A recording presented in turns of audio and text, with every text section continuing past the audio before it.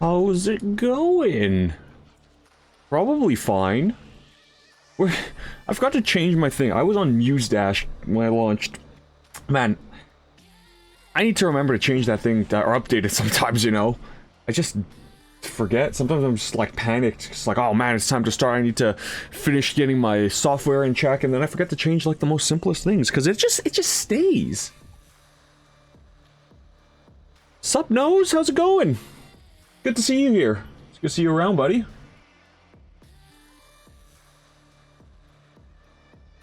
I am, you know, I don't know how long you're around today, but, today I'm just having a little talk about how New York was. I think I told you a bit about it already, but we're gonna be going, you know, we got some pictures, we got some videos. It's gonna be fun. It's probably gonna be a rather short stream because I'm essentially gonna be talking about, like, what the span of it's a handful of days.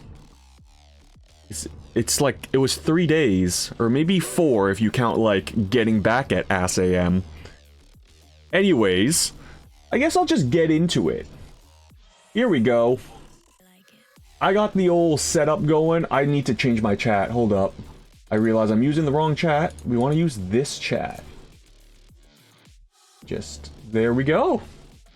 Easy peasy. Oh, I do want to cut off the bottom of this. Give me 1 second. I thought I fixed this already. Guess I didn't. I want to cut off that bottom white bar. And then we'll resize this window. God, I have too many windows layered over each other. It's crazy. There we go. All fixed. Now it takes up the screen proper. So, I started on this. Okay, let me just give a little context of why I have this picture, okay? So, I drove to New York. It was a hell of a long drive. Okay, it wasn't that long. It was like 6 hours. But I had a buddy. He drove for the first 3 hours, and then I drove for the next 3 hours. But that means I got the honors. I don't know if you could call it honors, really. I had the fun bit. I got to drive in actual New York City. It's not fun driving in New York City. People don't know how to drive. At one point, we stopped at this red light. I don't know what the hell this guy was doing. He came up, took a $20 bill, and slapped it onto our hood. He looked at us, pointed at the $20 bill, slapped the bill again, then he took the bill and walked away. And I was just like, what the hell was that? What the hell was that? Like, was he calling the car shit? He's just like, get a new car, here's 20 bucks, you know? But he took it away, so I don't know. I don't know what the hell that was. Anyways, we got a hotel. I'm not gonna be scared and like avoid the hotel name. We stayed at Doubletree. The reason I'm just gonna out this right now is because there are pictures and videos of me in this trip, and we do mention Doubletree in a video. So we'll see the video later. But just know, we stayed at Doubletree, and they said they have parking nearby, which costs $80 a day. $80. 3 days? $240 for parking. That is insane. So, if you don't know this, in New York, there is this thing called iPark. And they have a bunch of parking lots just scattered throughout New York, and it is a lot cheaper than $80 a day. In fact, we got ours for not 120, it was $110 for 3 days, which is exactly what we needed. You tell them what time you show up and what time you're going to leave. Here's the problem. It gives you the address when you choose where to stay. It doesn't really, okay, it kind of gives you a picture, but it gave a very, let's say, inconvenient picture. Because as you can see, on the ground here, this looks like a sidewalk. This was around a corner. In fact, we had to get out of the car and look for this. And one person got out of the car, walked to the corner, and was like, or wait, sorry. They got out of the car, so there was a shutter there. There was people dropping stuff off, and there was a shutter, and we're like, the directions say that the shutter is the place. And there was a big parking sign that said, like, to the left. We thought that was the parking place. It wasn't. So, since I was driving, I couldn't get out of the car. One of our buddies in the car got out of the car, went around the corner. He's like, it's a shopping mall. There's nowhere to park. So we went around the block, okay? And then I'm like, okay, you take over driving. I'm going to go check where this place is. So I went around the corner and I had to walk down this like little sidewalk area to find this parking area. And we're like, oh, we are supposed to drive here, even though there are people walking here. Even though it looks like there's no reason to drive here, that's where the parking is. That little parking sign, like, okay, it's focused in my camera, sure. It is not clear. It is a very small parking sign. That parking, the park to the left there, that is very small. True, Juthi was with us. She did say it was there. I give her credit. She says, the sign says it's there. You know, that's why we checked a second time. Because our buddy went the first time. He's like, there's nothing there. We believed him. But we're like, the parking sign says that it's there. We're going to go check it out. Turns out it was there. So we parked there, left the car there. Really convenient. You can't take the car out and drive around New York, but who wants to drive around New York anyways? An eye exam. Yeah, okay, buddy. But who wants to take the car out and drive around New York? We certainly don't. So what we did and how the iPark works is you straight up leave the car there and you cannot take it out. They order the cars in the parking garage, it's valet parking. They order it in the way that they're going to come out. So you gotta, you know, you gotta be certain about when you're leaving.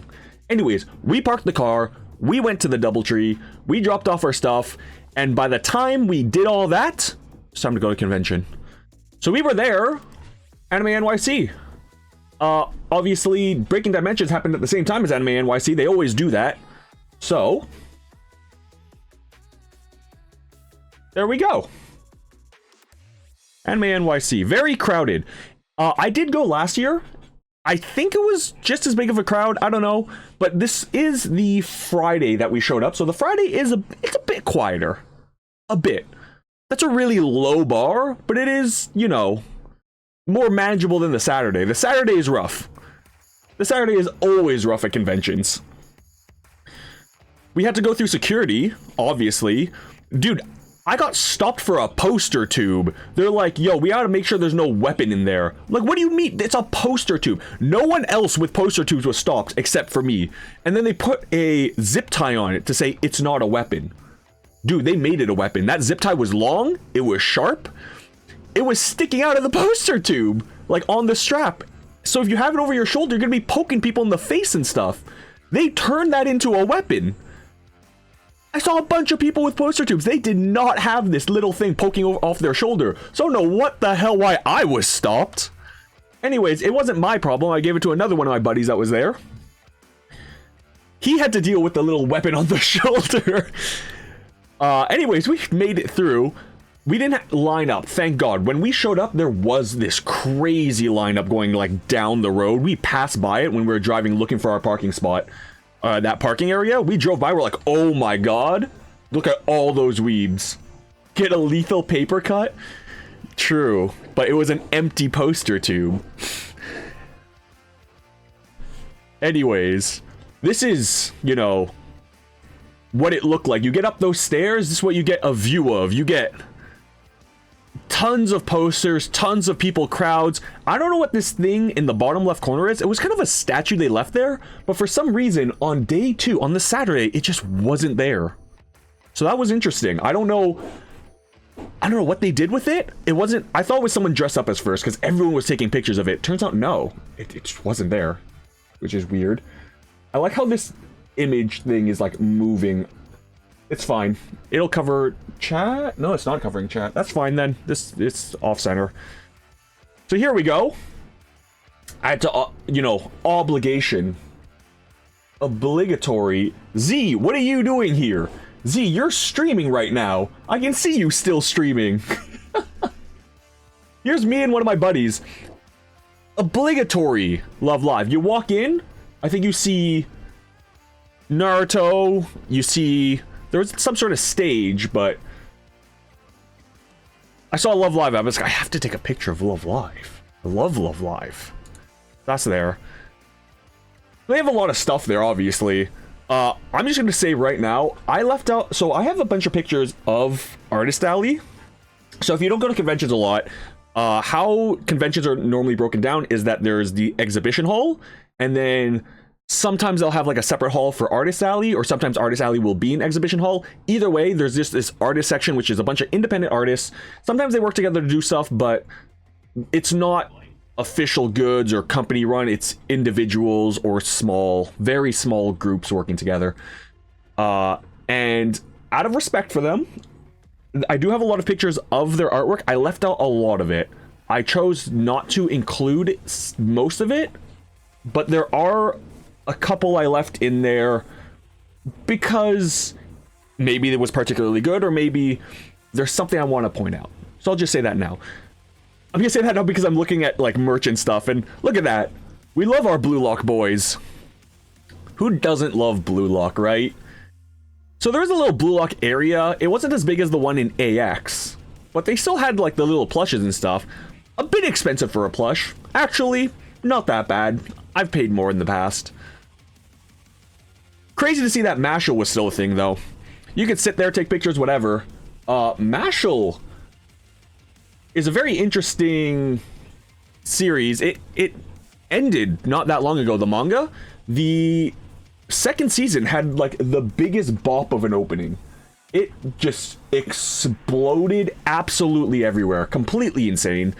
It was really interesting to see that it was there, because so many series kind of just die out. I think the most you see is like the big three, the original big three. We got Bleach, we got One Piece, we got Naruto. Those definitely everywhere. Okay, maybe not Bleach so much anymore.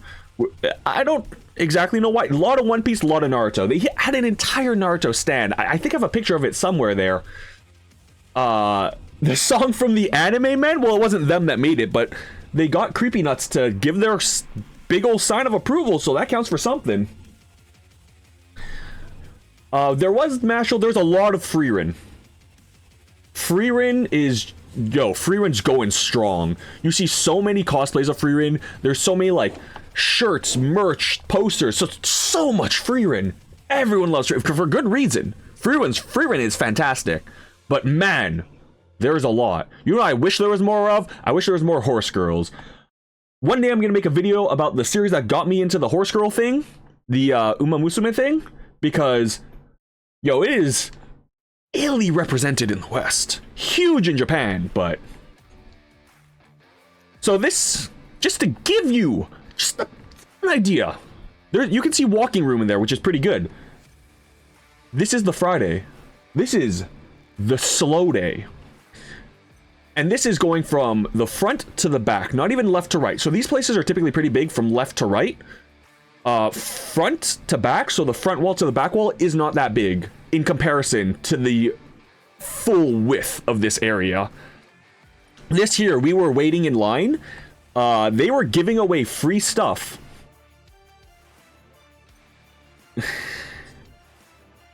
Okay, I see people insulting me. I'm sad. Monster Girl anime is dead. You don't see that anywhere. Actually, you see it in the R18 section. I left out every single picture of the R18 section. There is questionable things there, let's say. Anyways, the cover booth was giving away free stuff, and they're like, while supplies last. We went there like immediately. It was a bag, it was a sticker. I still have them. But yeah, the lineup was kind of big, but all you have to do was prove that you follow them on social media. Like, you follow their Twitter account for Hololive EN or Hololive JP. And the line went really, really fast, but we dropped internet as we're getting there, and I couldn't show it. And I'm like, I do follow them. I already follow them. And I left out pictures. I don't have to explain anything. These are actually a mixture of a few people's pictures. My camera is of lower quality than my buddy's, so there's a lot of my friends' pictures in here. Anyways, we got to the front of the line and we're like, look, we follow your accounts, but we can't, have internet. And they're like, okay, prove it. And I was like, well, they said prove it. They didn't say prove it, sorry. They're like, instead of having to prove that, they said, who is your favorite Hololive member? It was really funny. My friend in line with me, he's not a Hololive watcher. He didn't know any of them, but he knew I liked Ina. So he said Ina, and they're like, good enough, and they gave him stuff. And they looked at me, and I'm like, I can't say Ina now.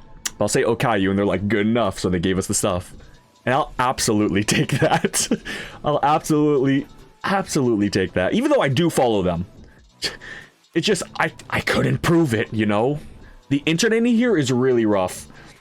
They have dedicated internet in the hall, and I had a SIM card that, you know, a network. The network is full. Their free internet is full. If you're in the exhibition hall, say goodbye to your internet. It is gone.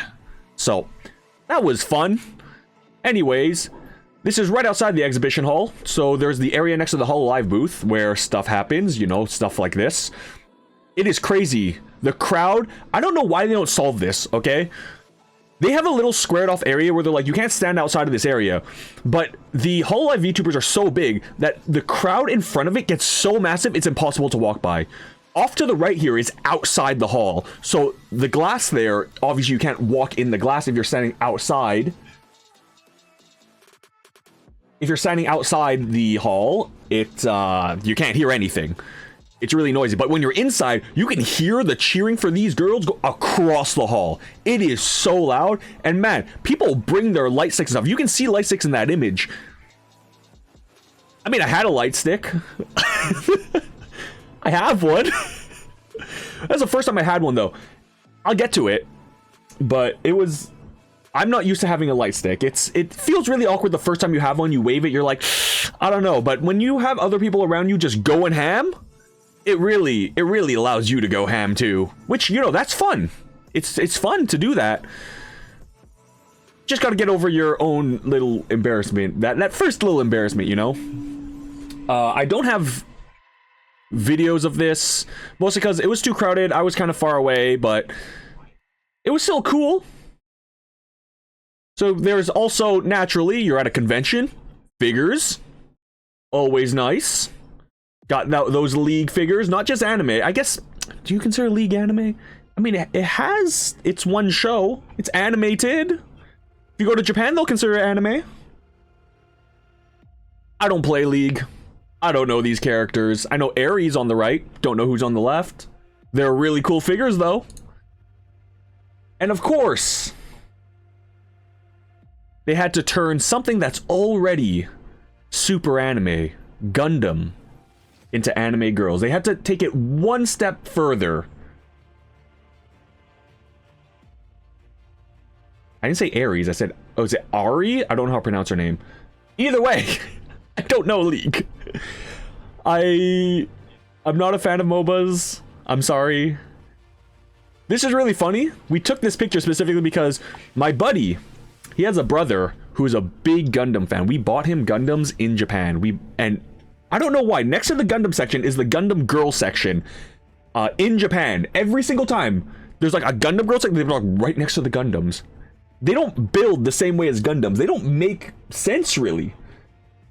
But it's really funny seeing the Gundam girls. I knew about Gundam girls, Ovi. It's just really funny because in the West, right, we didn't really see it until kind of recently, the last year or so. In Japan, it's been a thing for like a few years now. But over the last year, they've really been bringing the Gundam girls over. It's really weird. I'm not a big Gundam guy. I just think it's really weird that they have Gundam girls.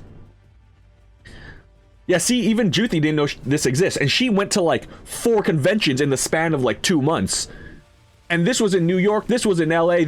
It's spreading. It's spreading. It's crazy, crazy influence. And, you know, clearly there's a market for it.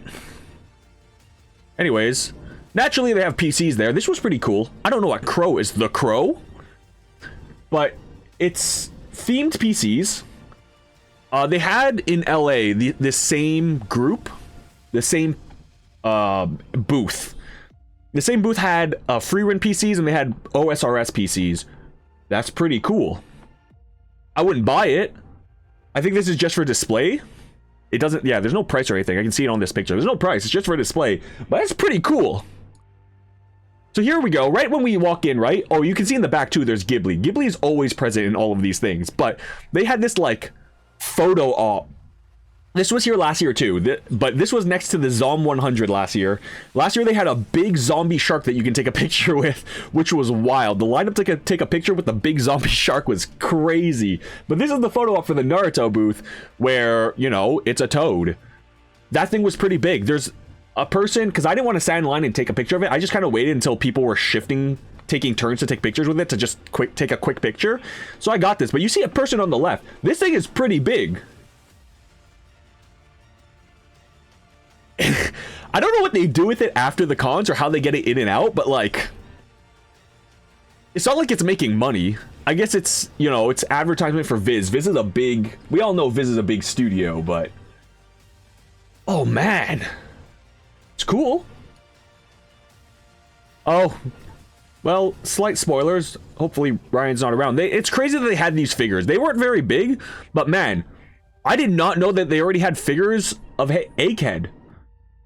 So this is the most recent arc of One Piece for anyone who doesn't know. It's really surprising. I haven't seen these online much, I don't think. Although, admittedly, I don't keep up with every single figure that comes out, especially not One Piece figures. It was still really cool seeing the One Piece figures, though. So we have some from Wano as well. So Wano and Egghead mixture here. It was really cool to see them. I don't know what to say besides, I like to see that, you know, everything's keeping up. Even in the West, they have all of these super updated figures, all these updated everything. So you really got to make sure that you're up to date, especially with things like One Piece, because, oh, you're going to get spoiled to hell if you, you know? I remember back in LA, they had an entire booth that was just Gear 5. It's like, damn, dude, that's crazy. This was obviously not one of the independently owned things. This is Banpresto. You can see in the bottom left, this is a Banpresto owned booth. So they have all they really gotta advertise their One Piece, you know? And they had to advertise, this wasn't even for sale. They just were showing off their Gear 5 Luffy. It was really cool because the Gear 5, each letter was on its own like rotation thing. So each letter was spinning. I had to wait. I was standing there for a good like 30 seconds. People are trying to like squeeze by me. I'm like, I need the picture where it says Gear 5 across it, you know? Yeah.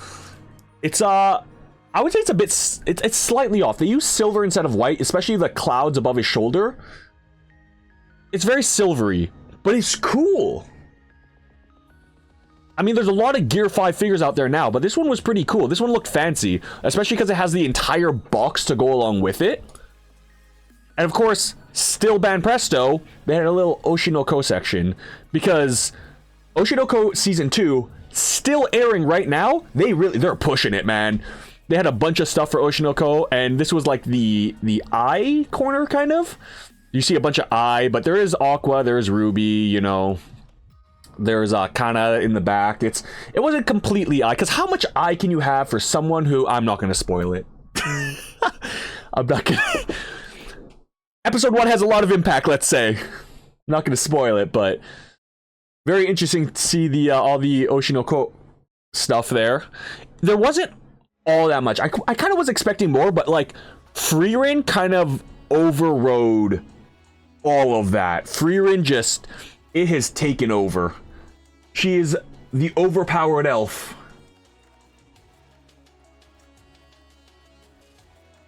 Anyways, this was cool to see. I actually saw, so Sakamoto Days is a very big series, huge manga in the manga community. I'm not one to really be in the manga community. I get little tidbits here and there, but I'm off in my own little corner most of the time. So I didn't realize that this series has gotten massive. I was gonna say really big. It's gotten huge.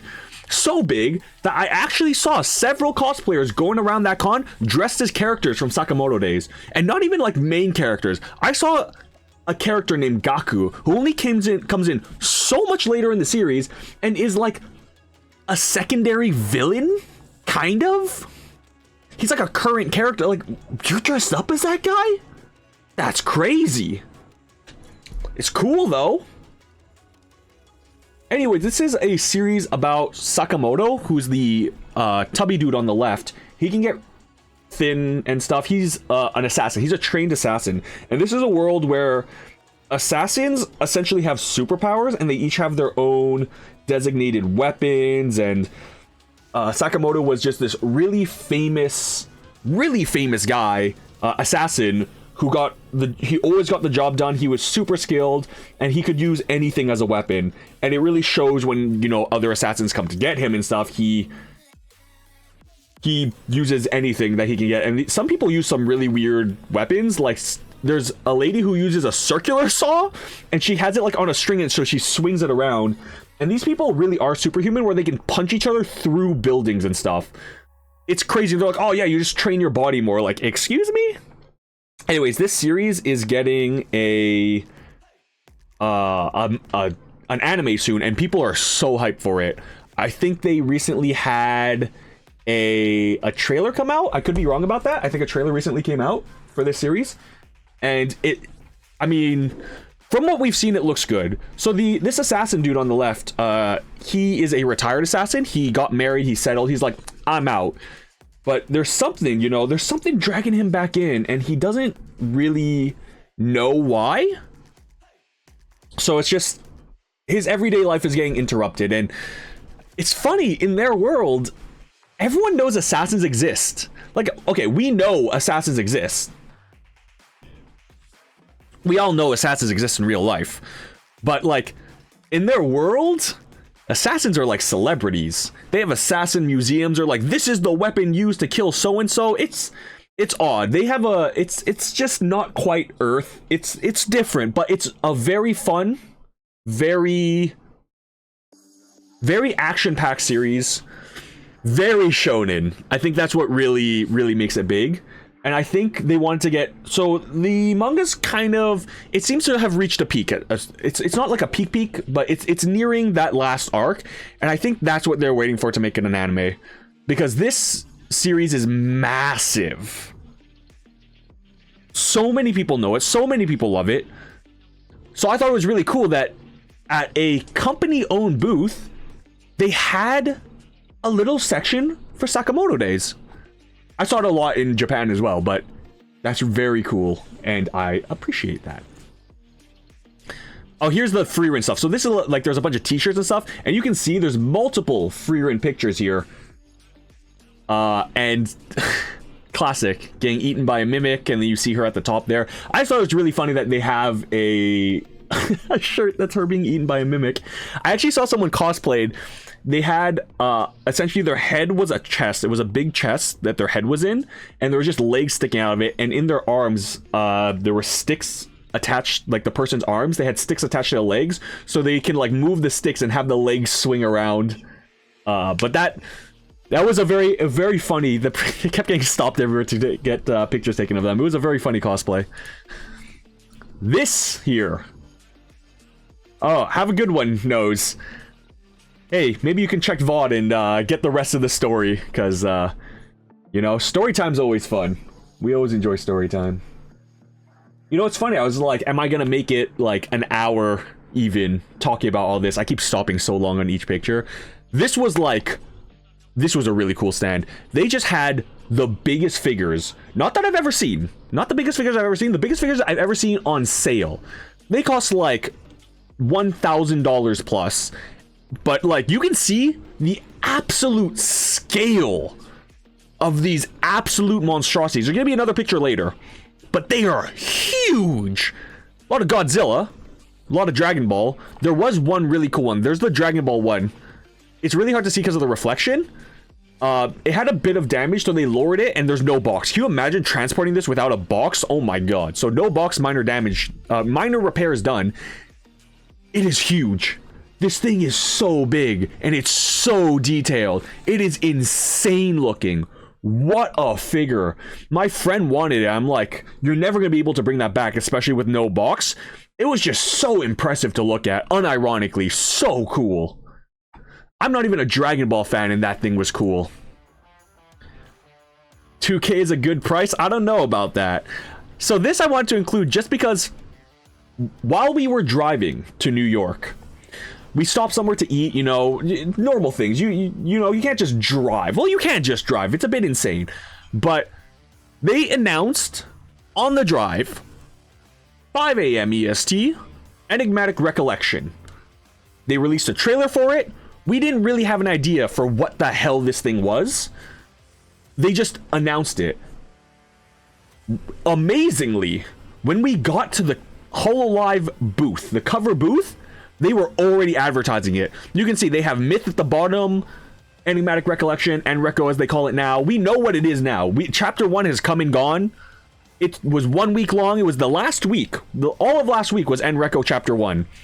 And we had all of the HoloLive English girls there. And it was crazy because it was announced that morning. That means they were planning. They were planning all of this from the beginning. Like, the timing with it, they're like, we have to announce it. Then the next day is going to be the trailer at the concert. Because obviously Friday, no concert. The concert was Saturday and Sunday. There's not going to be much. I guess I'm going to talk about it while the pictures sit there. But there's not going to be many pictures because there's no pictures and no videos allowed. And I follow those rules. And even if I didn't follow those rules, why would I put it here, you know? I'm not going to out myself. But, yeah, we got all the HoloLive English girls with our favorite Jonathan with a G at the top right, who was, at the time, not Jonathan with a G. Jonathan with a G did not exist at this point in time. But 1 week after this, it certainly did. Or he certainly did.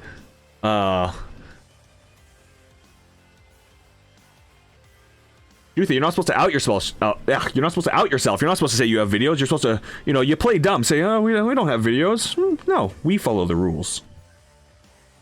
But yeah, I took this picture because I'm like, it is amazing that Enigmatic Recollection is here. Obviously, we have more PCs. A Persona 3 PC. You uploaded it on Insta? Why? Why? Don't answer that. Persona 3 PC, that's fun. This was a fully built PC. It was in the, you see in the background, right behind, not in the background, right behind the PC, there is one of those Pepes from LA. They had one of the, sorry, it wasn't Pepe, it's Peepo. That one's Peepo. Pepe's a different frog. So it was at the Hi-Fi booth where we got the Peepo in LA. Same booth, same people. Except this time they had the Persona 3 full Persona 3 build, opposed to in LA they didn't have the Persona 3 build, they had the Doki Bird build. So this, okay, I know I said there wouldn't be many pictures of artists. This is a special one. This is one of the special ones. First off, very good art. I appreciate the art. What I want to point out here is the middle picture. Right in the center. Girl with a gun and smoking. So, we can look around here. We can look around that image. You can see plenty of things that the average weeb will recognize. You know, we see Chainsaw Man, we see Jujutsu Kaisen, we see Frieren, we see, you know, Genshin, maybe? I'm not a Genshin player. I don't know, actually. Anyways, a lot of things most people would recognize, but right in the center, they have a character from a not very well-known manga called Goku Rakugai. I was amazed to see Goku Rakugai here. This is something I read not long ago. It's relatively new. It came out, I believe, this year. There's like 20 chapters. And this is the character named Miss Tao. It's a fun series. It doesn't update super frequently. It's like a once a month, maybe no less, more frequently than once a month, but less frequently than once a week series. They came out with a bunch of chapters at first. Maybe it came out at the end of last year. Either way, it is fresh. I was amazed to see Miss Tao just anywhere. Just to see Goku Rakugai here was insane to me. I didn't see anything else from Goku Rakugai while I was here. This was the only thing. And I had to take a picture because I was like, what? What are you looking at? Is there something here that you would have wanted? You did, to be fair, you dodged the artist alley because you said you're going to be tempted by too many things. So you were only like quickly in and out of the artist alley. I'm not surprised that you missed like one thing, you know? One or two things. I'm not surprised that you miss Artist Alley stuff because you said you're going to spend too much money there. But it was sick seeing Miss Tao here. For those who don't know, which I'm assuming is most people here at this point, this series, Goku Dakugai, is a series about these people who work in an agent who, quote, solve problems. It's a very, very shonen premise where people mysteriously die in some ways, and they're like, oh, we have to solve it, and there's these weird, like, demons that are like, we eat humans, kind of like Hollows, and then there's one guy who's half demon. They're not called demons. I don't quite remember the exact word that they use. They have specific traits to them, and then they find out, oh, some of these demons are more human. Some of them have a sense of family, but they're still evil, want to kill people. This lady is the mentor of the half demon, half human guy. That guy uses his, like, blood to make a cleaver, and he fights them. She has a gun that, I don't know, it's more powerful than a normal gun. She's very, very skilled at fighting, but she's essentially his mentor. She's the one that watches over him in case he goes crazy. Very standard shonen stuff, but it's fun. It's well done. I can get past the usual setup of, oh, there's some sort of demon and this person's half demon thing. You know, it's a trope at this point. We know it's a trope at this point, and that's fine. It's still really, really fun, and that's what really matters. Still crazy. Again, boggles my mind that she was here. Here's a better picture. So we came back. This is from my buddy's phone that was with me. You can see the absolute better quality that his phone has over mine. Look how clean that picture is.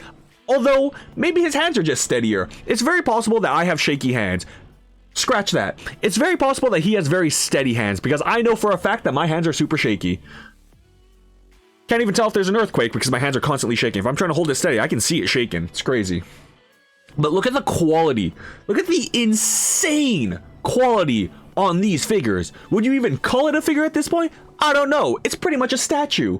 They are crazy. Very cool to look at.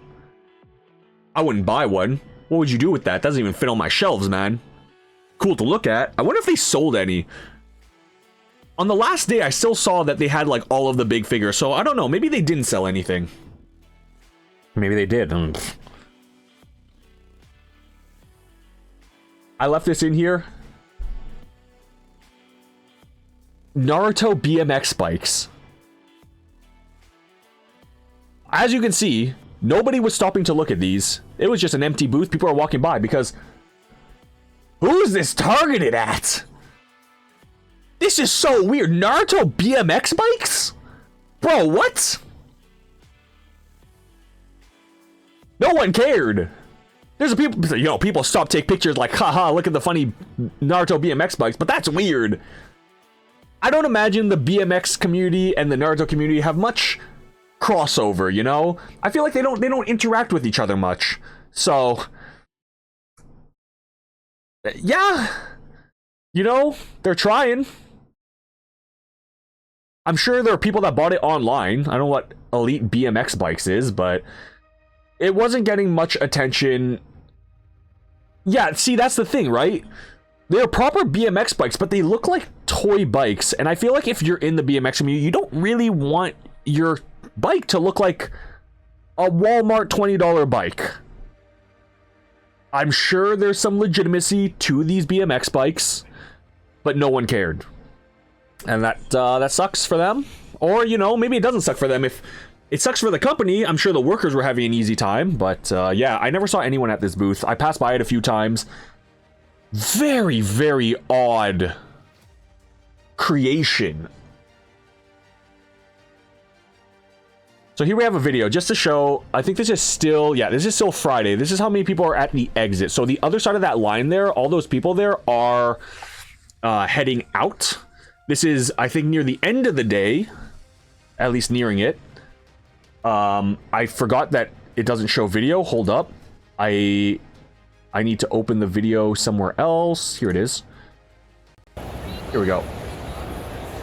So, yeah, all the way on the other side there are, that's the exit. If you're on the other side of the line, you can't come back in unless you go through the entrance all the way around the building. And this is how many people there were leaving the, let me just hover there for a second. So these are the amount of people essentially leaving the exhibition hall at this time. You can see just by the color that the sun is setting. You can see the orange here. The sun's going down. It's like 5 or 6 p.m. at this point. It's crowded. We kind of split up because it's hard to move around with a group of like 4 or 5 people, right? So you essentially break down to groups of 2 and then you're looking for people. And it doesn't help when those people, Juthi, sit down and don't communicate. That isn't helpful, Juthi. Not saying any names. Too late. I already said names. The venue was really nice. It was really big. The reason it was moved. So last year, the New York anime convention was in November. They normally have it take place the weekend of... Actually, I don't know if they have a target weekend. But they couldn't get the full venue, the full not exhibition hall, the full convention hall, the Javits Convention Center. They couldn't get the full thing. They got like, I think 80% of it, and then 20% of it was used for something else last year. And this year they said they're going to get the full thing because, it's big. It's so big. And they want the full area so they could use it. They found out last year they didn't really have enough room because Anime NYC keeps growing and growing. A lot of people keep going. So this year they said, we're going to get the full convention center, and then they got it. But that means they had to move the entire convention into August instead of November. Still a lot of people made their way there.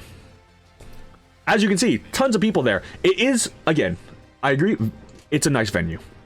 Very clean.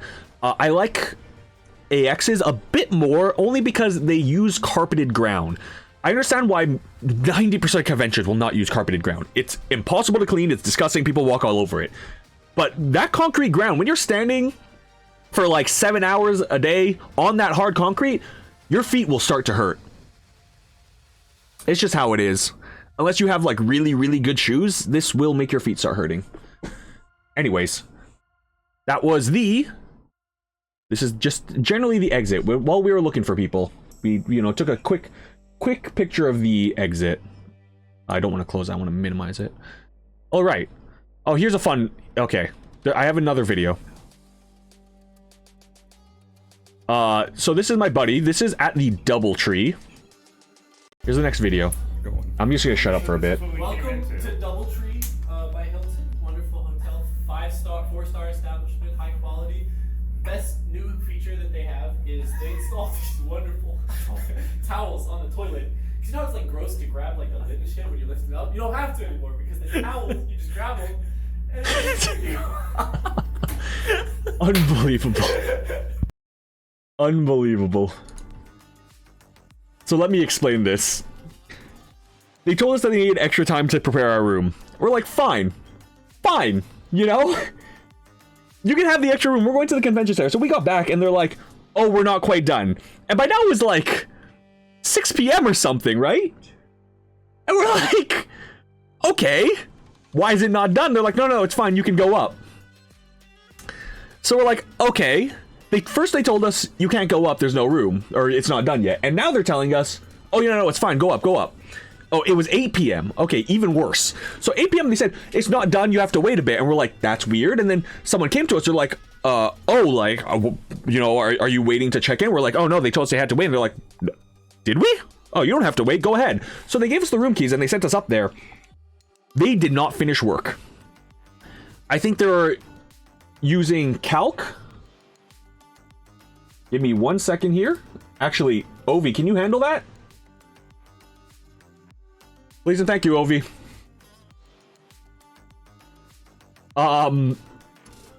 So they were calcing the...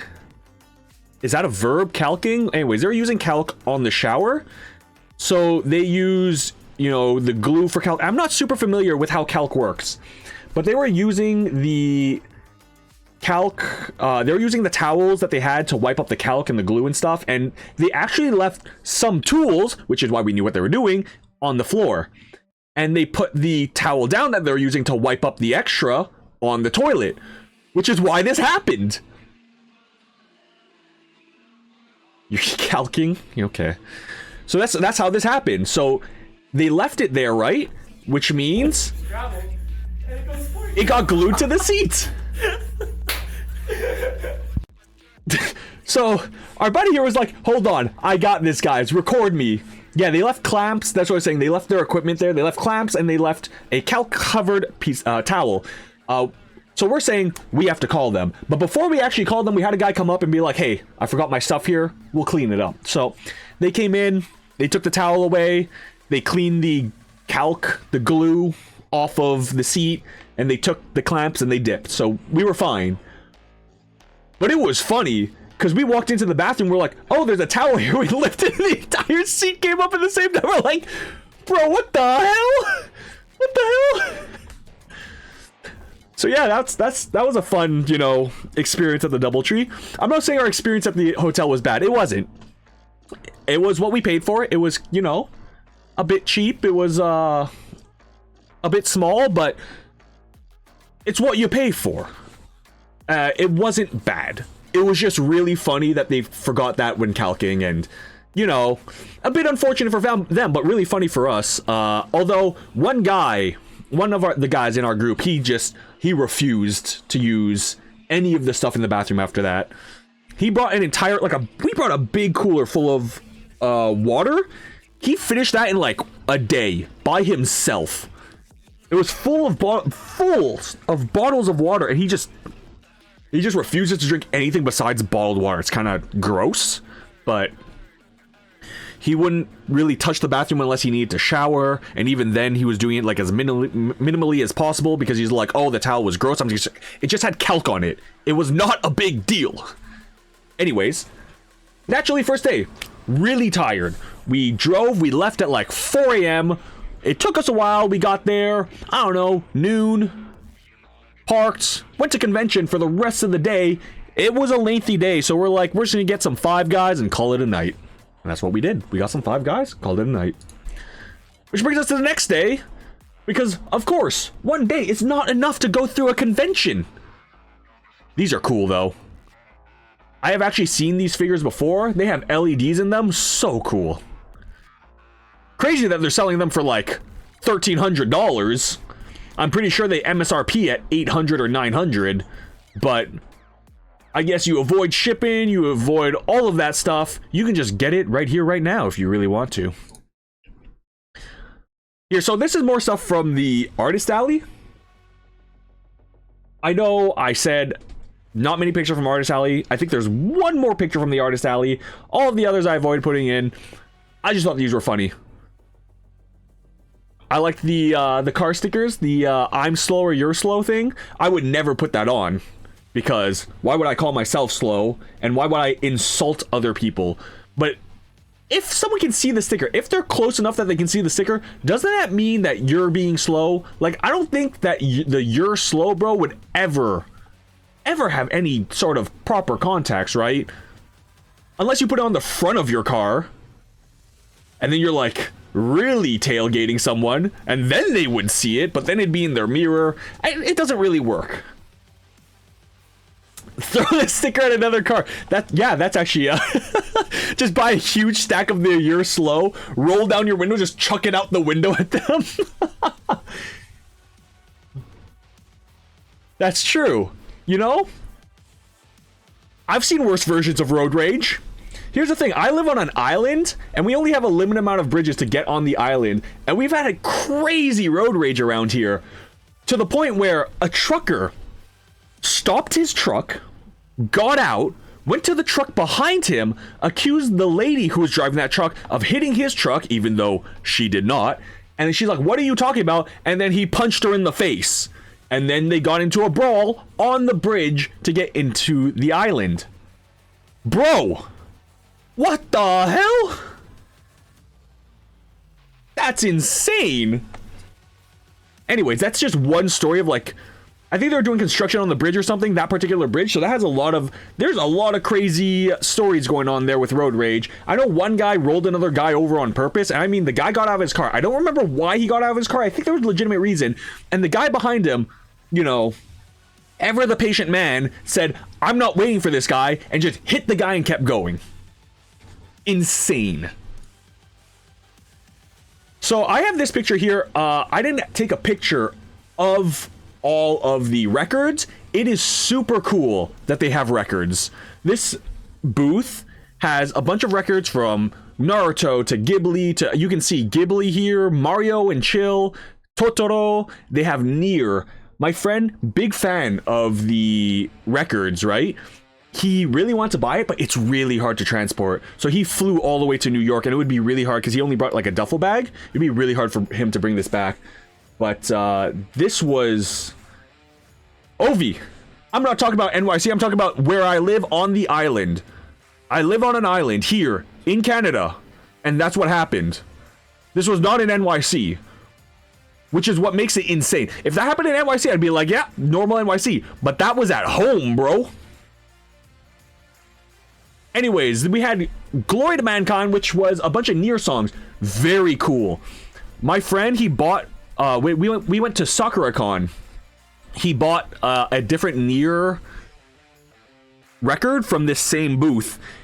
And we got back to his place in Idaho. So we drove from Seattle to Idaho, because Seattle's where SakuraCon is. So that was another like 6-7 hour drive. When we got there, he put the CD, it wasn't a CD, the record on. Dude, records sound good. It sounded real good. Not gonna lie.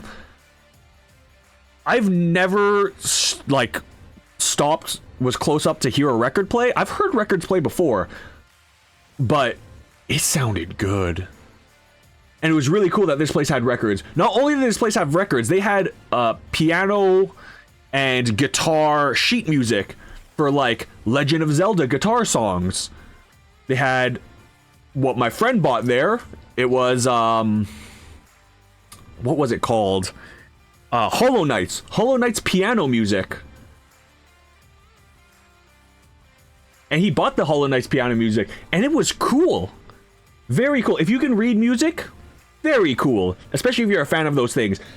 I can read sheet music. I don't have the instruments to play them. I used to play sax, so I used to play clarinet as well. So I know how to read sheet music. What I'm not used to, though, and what you cannot do, right?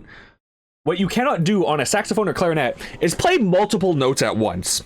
So looking at piano music is a bit overwhelming as a saxophone player to be like, I can play notes really close together and fast. I cannot play 4 different notes at once, unlike a guitar, unlike a piano, where each note is a key, so you're hitting multiple things. I can only imagine the amount of effort it takes to learn those things. In any case, I had to go back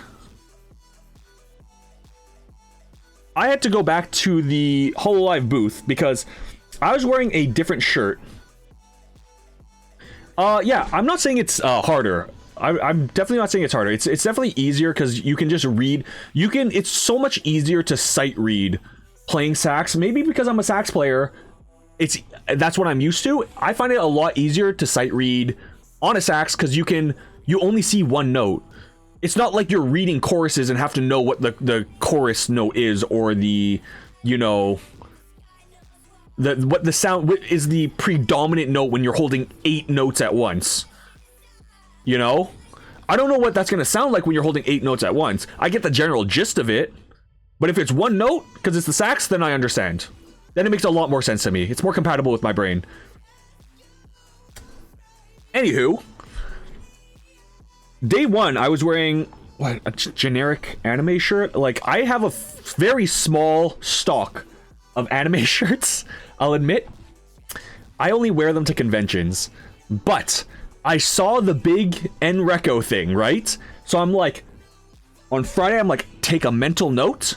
I gotta wear my Ina shirt on Saturday. Not only that, I wanted to wear it because we were going to Breaking Dimensions later that day. So we actually cut our day short. So Breaking Dimensions was, okay, I'll get to it. So I wanted to wear the Ina shirt. So there we go. For anyone who has never seen me, there I am in my Ina shirt with my Ina plush next to the Ina standee because I had to. You always see me wear anime shirts? That is questionable. I wear a lot of video game shirts. I have Monster Hunter shirts. I have Legend of Zelda shirts. I have a lot of video game shirts. It's me! So, this was really great. I didn't notice in the picture. So, my shirt, Ina. The plush, Ina. Purple light stick for Ina, who is purple. I am wearing the hat of Hackos Bells. The bra hat. Which I really like that hat. It was really fun. I didn't notice when this picture was taken. Bay, Hackos Bells, is right behind Ina. Conveniently. Right there. So I have the hat representing Bay right behind Ina, where I have the full Ina representation. Oh yeah, this was just good art. So I said before that like I was gonna choose stuff that's just like good art. This was really good. This was so cool. I mean, I took these pictures because my sister did not come to the convention. She had work and stuff, you know. She didn't come to the convention. So I was sending her pictures of like things she might like and stuff, you know. That's like, oh, that looks cool. I'm gonna send her a picture and maybe she'll want me to buy it for her. She spent a lot of my money there. Just saying. This was, I love the art for this. A lot of art that artists do are very focused on characters, very zoomed in on characters, zoomed in on things like that. Maybe thigh ups, maybe like waist ups, you know. It's, you know, there's very little environmental stuff, which is what made this so damn cool. Like, you see the Freerun one right next to the Spirited Away one. They're not even like the focus of the image. It's the ruins, the flowers, the symbolic flowers from the series that really, you know, if you've seen the series, the blue flowers do mean a lot. It's just so cool. My sister bought the Spirited Away one. I love the feel. This never happened in the movie, obviously, but beautiful, beautiful art. Big ups to this artist.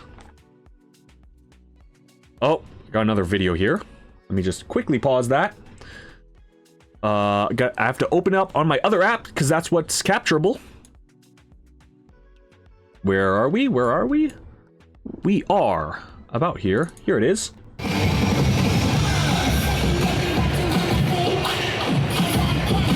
So this is how many people are there Saturday.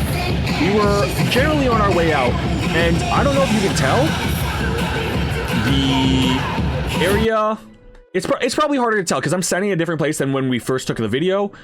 It was crowded. It was so crowded. Like, compared to Friday, oh my god, it was its own beast. Absolutely insane how many people were there. The art quality, let me just go back to this one. Oops. Oops, oops, oops. I didn't mean to click that. The art, so the paper quality, it's normal. It's like a normal poster that you can buy anywhere. It's like glossy, kind of thick cardboard. When they get hung up there for several days, it does get worn down. It does get bent and stuff. But it's, you know, it's normal quality. I wouldn't say it's anything special. There are special ones. There are some posters that are like fully acrylic, but obviously those are pretty expensive. They're like $100 each, and I don't want to bring something that stays flat back with me. That's really hard to carry. Anyways, so right. We had to go at 4 p.m. So doors open for the concert. We had to go to Breaking Dimensions. Breaking Dimensions was the second Hololive English concert to ever happen. The first one happening in LAX last year, about a full year ago. And I think it was like a year and 2 months, maybe 1 month. It happened in July. It happened beginning of July of last year. That's when Connect the World happened, which was the first Hololive English concert. I obviously was not there for that, but oh, let me just comment real quick because I saw what Ovi said. I frame posters, and I have a booklet for posters. I have like a display book. So for me, it's nicer having posters that you can like wrap up easily. You can shove it in your poster tube, you know. It's easier to transport, and then you can just frame it, and when it's framed, it looks really good. So that's what I typically do. So we had to take public transit about an hour out. We had to go out to where was it? I don't remember where it was. Let me look it up. So we had to go out. So the convention hall closed, not convention hall, the exhibition hall at the convention closed at like 7 p.m. It's in Brooklyn. Okay, so we are middle of downtown. Right next to Times Square is the Javits Convention Center. And then in Brooklyn is where King's Theater was, which is where the concert was taking place. And they said they're going to open their doors at 5 p.m. We're like, okay, it takes about an hour to get there. So we took the train. We got there. I guess it's the metro for them. And we got there at 5 p.m. Tons of people got off the train. You're like, oh, we're all going to the same place, you know? The lineup was huge. It's, you know, the tickets are reserved seating, so you have your spot, but like the lineup, it came out of the building, it went down the closest alley to the building, up that alley, went down a block, went down the next alley, turned behind the building. So one of these buildings, like there's a few strip of buildings were completely wrapped in people, doubled back on itself and went back towards the front of the theater. So the line was like doubly long because you have to start at the front of the theater, go 2 blocks down, go through 2 alleyways, and then come back up the street into the actual King's Theater lineup area before getting into the theater. Because of this, the concert started an hour late. Fun little fact about that we found out on the Sunday, this is the first time King's Theater has sold out in over 10 years. They were not ready for the crowd, and they just didn't handle it properly. Even the locals around were like, what's going on? Like, what are you waiting for? But it was really funny because at a certain point in line, there was like a fire truck came, and there was something going on because they need like alerts on the fire truck, you know? They needed so sorry, I just got a message. So the firemen were there, and there was some sort of emergency, but not all of them were needed. And there was this one fireman who was like talking to people on the side, and they're like, oh, you know, what's going on? We're like, oh, yo, Hololive concert. He's like, yeah, Hololive. And I was like, yo, what a bro. Anyways, this is near about where we got into the line. It did move a bit before I took a picture, but this was showing because the line double backed on itself. So this is going down the alley, and this is, again, people are waiting across the street on the left there, and it was just an overwhelming amount of people. So this line keeps going. It goes to the right, and then in the right, it goes down this alley here. It's not really an alley. It's like a street. It goes down this street, and you can see the line continuing on the other side. It's crazy. The line was insane, and it just took them so long to get everyone in. But yeah, that was the line, and people mapped it out. People were complaining on Discord and stuff. This theater has a capacity of 3,000 people. Like, you made, what, 2,500 of those people stand outside all at once as you slowly checked everyone's bags? Speaking of, I didn't know if we were allowed bags in there, so I manually carried my little plush and light stick all the way there. And we didn't go back to drop anything off, so in the future, you're going to see pictures of me with the plushie. The reason it's out and about is because I didn't have a bag and I had to carry her by hand. Anyways, King's Theater is on the left there, red building. That is the theater. So we just had to go down this street, cross the street, and come back up it. And this is where the firemen were. I don't know what the emergency was, but that's where they were. And just note this green wall for, you know, tomorrow. When I say tomorrow, I mean like the Sunday set of pictures. Because the green wall will change. Anyways, we get to the front of the line, right? And there's another line. This is the actual lineup area for King's Theater. It's not really supposed to come out and weave around all the areas, but it does, and it did. And they had to open their doors earlier on Sunday to make up for the issues, let's say. Anyways, I was standing in line here. I'm talking to my buddies. We were standing in line for, I'd say 45 minutes to an hour, which is crazy because it's, you know, it's reserved seating, right? Like, I get that they have to do security checks, but damn, dude. So this weave back and forth, and we can walk by people, and I've never really been a big fan of something before until this, you know? And it was really fun being, you know, getting to experience that with other fans. But what's really fun is that if you're wearing particular merch from a particular VTuber, people will recognize you for that. And I don't mean recognize you on the street. I mean, they will hand you stuff. So I was obviously representing Ina with all my Ina stuff. So this dude hands me, because one of Ina's things is to give cookies to her viewers. She doesn't literally give cookies. They have like a mascot representation. And he just looked at me, said, you know, I don't want to say what he said because it was like Ina's. Okay, I'll just say what he said. So Ina says "wah" a lot. It's her thing. She kind of like she's Waluigi. Guy said "wah." Dude was in a full suit, reached into his inside pocket and handed me a cookie, which is what she feeds her like fan representative mascot on her streams. That was really cool. And this is a sticker. It's like a felt sticker. It's just like really good quality for a sticker. And the guy just handed it to me. Yeah, so Juthi in line, she saw someone as we're waiting in line. Since the line doubled up on itself, right? We're stopping next to different people every time we have to stop. And this one girl, her arms were full of bracelets. And Juthi was like, yo, hey, sick bracelets. And she's like, oh, thanks. Do you want one? And she's like, sure. So she gave her a bracelet of her choice, and that was really cool. I just love the fan interaction. It's just something I've never experienced before, because I've never been like a huge fan of anything, right? But it was just, it's so cool. It's very wholesome. And oh, you saw the Phantom hat. Either way, you called out, and the person was like, hey, you want a bracelet?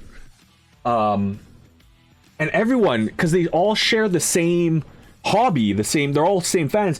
It's just everyone's so easy to talk to, you know? Everyone has their favorites and everyone's there for a good time, and it's just really fun interacting with strangers who are, you know, there for the same thing you're there for. Although I will admit, I did see people complaining about the amount of VTubers at Anime NYC. They have this like how can we make it better? And I saw this one person, they posted, and they got flamed hard, but they posted like less VTubers as all of their answers for everything, and they posted that online, and I'm like, I know that you're doing this to get a reaction, like you're doing this to be a troll. It's obvious. If you're putting less VTubers and posting it online, you're obviously doing this to get a reaction, but it is something also they wanted less of. Which that's fair, because there is a lot of VTubers, but the convention puts what panders to the most people. VTubers are huge right now. Obviously, you're going to have VTubers there. Obviously, that's going to be a huge focus because most people are, not most, but a lot of people are there for it, you know? If you don't want to pay attention to that part, then don't. You don't have to complain about it. I know that a lot of people like niche things, but you're not going to see your niche things. Like that Goku Rakugai thing, that was really niche. I was really surprised to see that, but you're not going to see a lot of that because that was like an artist. That wasn't something from the convention organizers, you know? It was his complete own thing, which means, yeah, you're going to see more niche things in the art side like that, but you're not going to get that representation from the convention organizers because it's not popular enough. You need something that'll draw a crowd. You need something that'll, you know, make the most people happy. You're not going to make everyone happy. That's how it is. But that doesn't mean you get to complain about that. Anyways, the theater. Look at this theater. So this is a security check. Obviously, very easy for me getting in the first time. I didn't have a bag. I had a bag the second time because we had to check out of the hotel, and I obviously had to take my bag with me. I couldn't bring it back to a store, so we ran back to the hotel on this day, dropped all of our stuff off, and then just dipped. Which is why we had like as little as possible to bring with us because we didn't know the rules of the theater. Obviously, after this, we knew there was a bag check. We knew it was very easy to get through, even if you have a bag. You do have to wait a bit, but you know that's how it is. It's normal. The theater, very old theater. This theater is over, I think, 100 years old. It has a lot of history, a lot of, you know, what can I say? It was a cool theater. Not what I expect from a VTuber concert. You wouldn't expect a VTuber concert to be here, you know? Anyways. Oh, I have another picture. This is from my buddy's phone.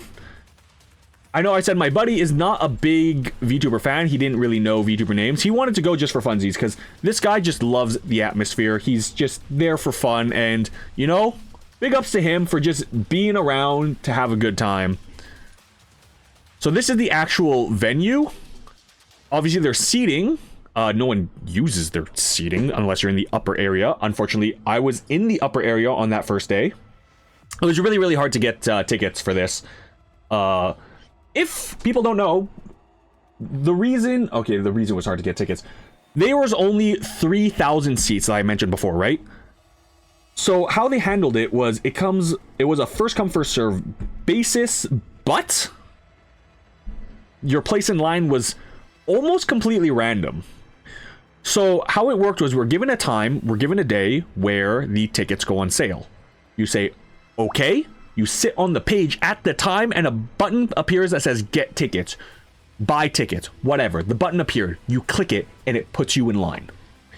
I clicked it within under a second of it appearing and my place in line was 12,000th. I was 12,000th in line to get tickets to this show. Luckily for us, Juthi was about 4,000th, and a lot of people had dummy accounts to get in.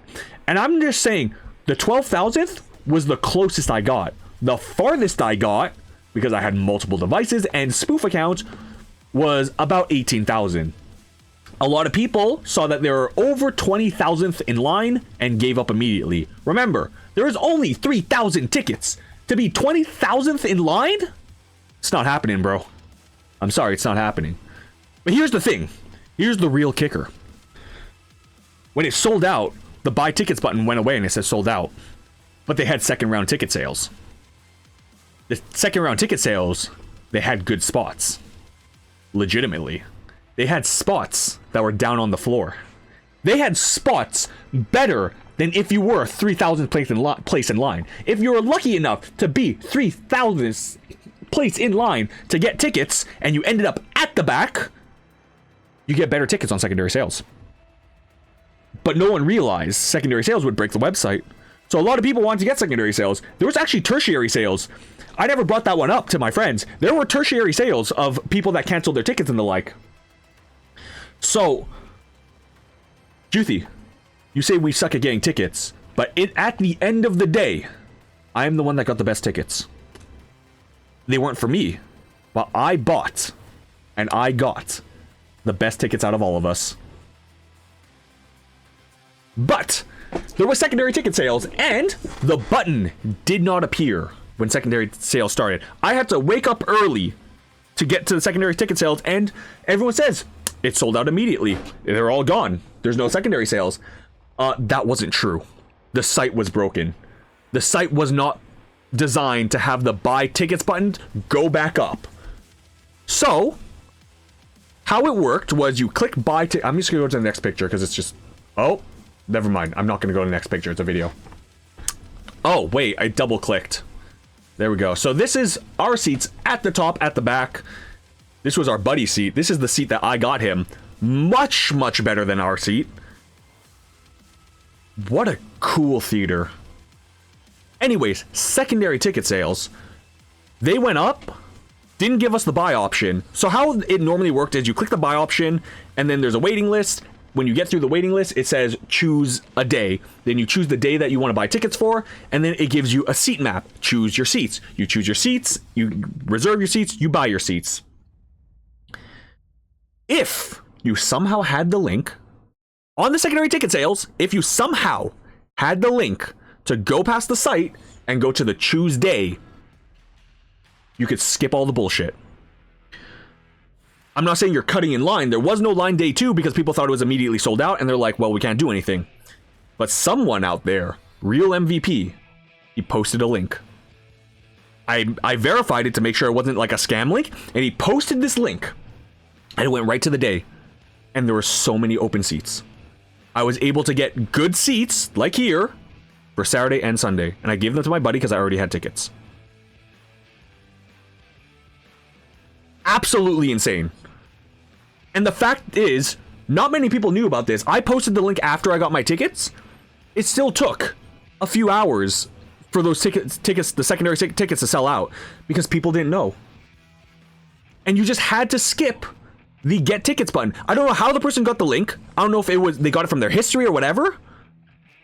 but they had the link that went past the buy tickets button, and that allowed me to get very good tickets on the next day. These are the best tickets I could have gotten. Near the center, they were much closer, but all the center tickets were obviously gone, sold in first round. So he was on the left side on Saturday and the right side on Sunday, but still a lot closer than I was on both days.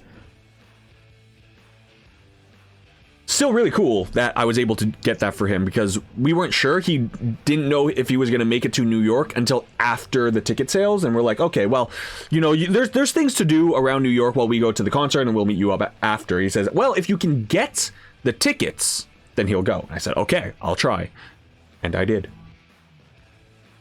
Absolutely insane. So here we go. We got a video now from up above. Let me open it. It is this. This is me from up above, looking down on the crowd. They're still funneling people in. So this was already past 6 p.m. The concert was supposed to start at 6 p.m.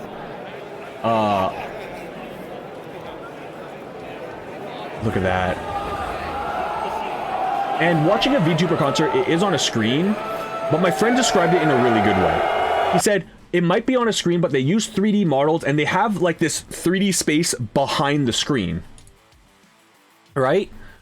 So it really looks more like a window. So you're looking through a window at this 3D space, and honestly, it worked well. It looks really good. On videos and stuff, it's harder to tell because, you know, a camera will make it look flat. If you're there in person and you see the 3D models on the stage, it looks like they're on a stage. It looks like they're standing there. It looks really good. One of our friends wasn't sure if he wanted to go because he's like, you're just looking at a screen. And then he's like, it looks good. Like, unironically, it looks so good. And I agree with him. It looks fantastic. And this is the second concert I've been to. The first being Blue Journey, specifically, it's my second Hololive concert. The first time I went to a concert for Hololive was in Japan. I went to Blue Journey, and even then, it looked really good. I was at a really like hard angle to the right, so like it wasn't the best angle. So being centered, I realized just how good it looks. And this one, being surrounded by English fans, was really fun. It was. When I was in Japan, it was only Japanese people around me, and sure, like I look like I can fit in, but like I don't understand the full breadth of the culture, let's say. Anyways, yeah. So this is what it looked like. There's my my Eno with the glow sticks, and then yeah. So I'm amazed that this person found parking outside. So this, right outside the theater, this person had their Itasha. So in between this and this, the entire concert happened. So they actually had to fly people out to New York for this. So they were actually in New York, and they're in a studio in New York to record all this. And they got to explore New York and stuff and all that. What was different though, and this was something that no other Hololive concert has had happen. So they have the normal thing. They have... So, okay, let me just go back a second. So how the concert works is that there's a lot of VTubers, and they take turns being on stage, sometimes in groups, sometimes on their own. Each one gets a solo song, unless you're the twins, in which case you get 2 solo songs, because you're special, because there's 2 of you. And you get your song, you get your group songs. There's guests. They sing with the guests. They sing some of the guests' original songs. It's very fun. And there's a bit of a grace period between when they switch out the VTubers on stage. Because, of course, they have to, right? Because they only have so much space in the studio. They need to get the previous people who were performing off and the new people on. And in between each of these happening, so there's a thing that they do in New York, specifically in sports. So when they announce the athletes coming out during sports in New York, the fans chant. You go, who, who, who, who, who. That is a New York thing. To hype up not only the crowd, but the players and the team. They did that here. Between each of the VTubers coming and going, they did the sports chant. and this is the first time it's happened, and a lot of the, or specifically one of the Japanese people who came over, obviously all of them were kind of confused by it. They're like, huh, that's kind of weird, but like they understand because it happens a lot in Western culture. You see that a lot in soccer, you see it a lot in football, you see it in baseball. It's a thing you see. The Japanese people that flew over, they didn't know what it was. In fact, one of them said, I thought it was the wind. I didn't realize they were chanting because that was so weird. And from her perspective, yeah, it sounds weird. Of course it sounds weird. Like, if you've never heard that, it's just like, what are they doing? It sounds like a bunch of apes. Ooh, ooh, ooh. Anyways, we actually saw this car while we were walking to the convention, driving down the street. And I was like, hey, and gave him a thumbs up. And there's a guy inside the car who was like, hey, gave me a thumbs up because, you know, I was wearing a Hololive shirt. They knew that I knew. And I didn't expect them to find parking right in front of the theater. That's crazy. And they had the Hachama plates. They had a full Itasha car. Hololive Itasha car. Honestly, that's pretty cool. I like Itashas. Can't imagine how much that costs. It costs like $7,000 to full wrap a car, so this car was surrounded in people taking pictures of it. But after the after the concert happened, right? Everyone's leaving and it's very loud, and a lot of groups actually plan fan group meetups after the concert. So they have little after parties. And we heard about it when we were heading down there on the second day, but I'll get into that after. So that's what it looks like. King's Theater, you see the full crowd. We were actually able to find each other pretty easily because what we did was we took the light stick and turned it to red, and we held the red above our heads, and it became easy to see because no one else was holding up light sticks to find each other for some reason. I don't know why. I feel like that's the easy way to find people, you know? Anyways, no one else, well, they started doing that, especially on the second day. They would hold up specific colors to find each other. We were the only ones with red still, so very easy to find each other. My arm did get tired holding that up, but it was really fun because I really got into waving the light stick, and I let my friend borrow the light stick at a certain point, and he was waving it as well. He wasn't into it as much because, you know, he was just not used to it, but like when I was there, I realized I could just shout, I could have fun. Everyone else there is shouting, you know. It was a really good time. I enjoyed it a lot. Especially the Fomoko song came on so early, and I memorized all of their shoutouts. I had to memorize their shoutouts, man. So I memorized all of their shoutouts, and I was calling them out during the song. And I could tell not a lot of people had memorized them yet. I heard some that did, and it was still good time. Good time. And yeah, I was waving the stick pretty hard, and after the first day, my arm did hurt a bit, and my throat was a bit shot. Doesn't compare to what happened the second day. Anyways, there was a huge group of people that went back to the metro to head back downtown. The area where the train was, very, very narrow. Like, there's room for like maybe 3 people to stand abreast. It was like the length of a sidewalk, really. So it was really dangerous to crowd hundreds and hundreds of people onto that platform as the train was showing up. But yeah, it was... Most people were heading back that way. Some people took Uber. And there was a fair amount of people that went to after parties. I figured that out the next day. And on the way back, I got stopped by a guy. He had a key ring. It wasn't quite a key ring. It was like a safety... One of those safety clamps that they use for climbing. One of those was just filled with 3D printed tacos. And he's like, hey, you want a taco? I was like, yo, sure, dude. He gave me one. Very cool. Again, love the fan interaction. But because everything started late, and of course it takes about an hour to get back, so the concert was supposed to start at 6. It started at 7:30.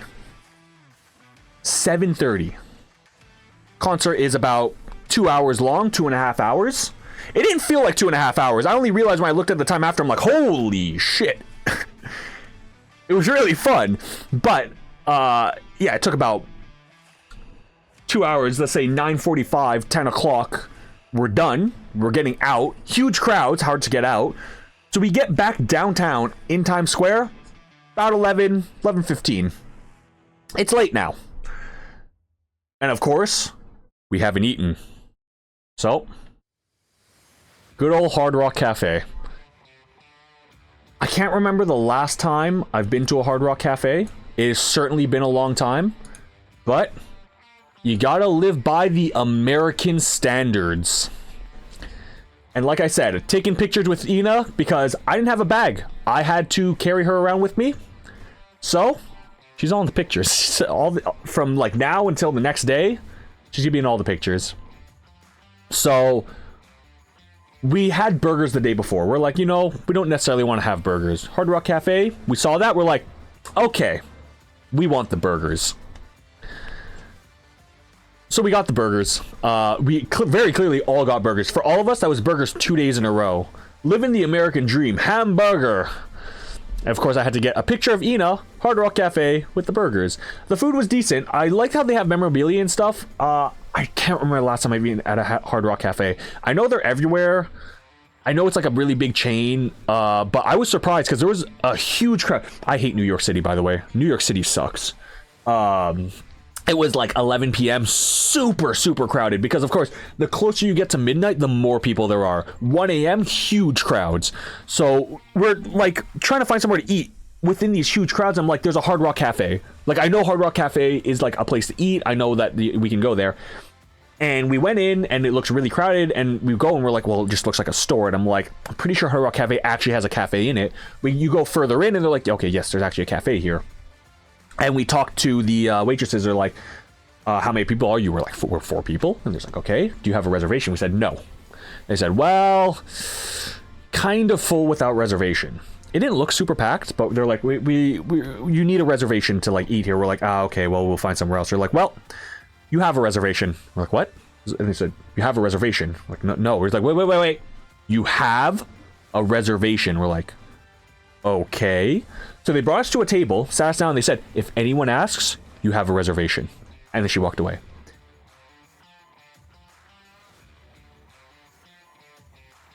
Sorry, she said, yes, you do.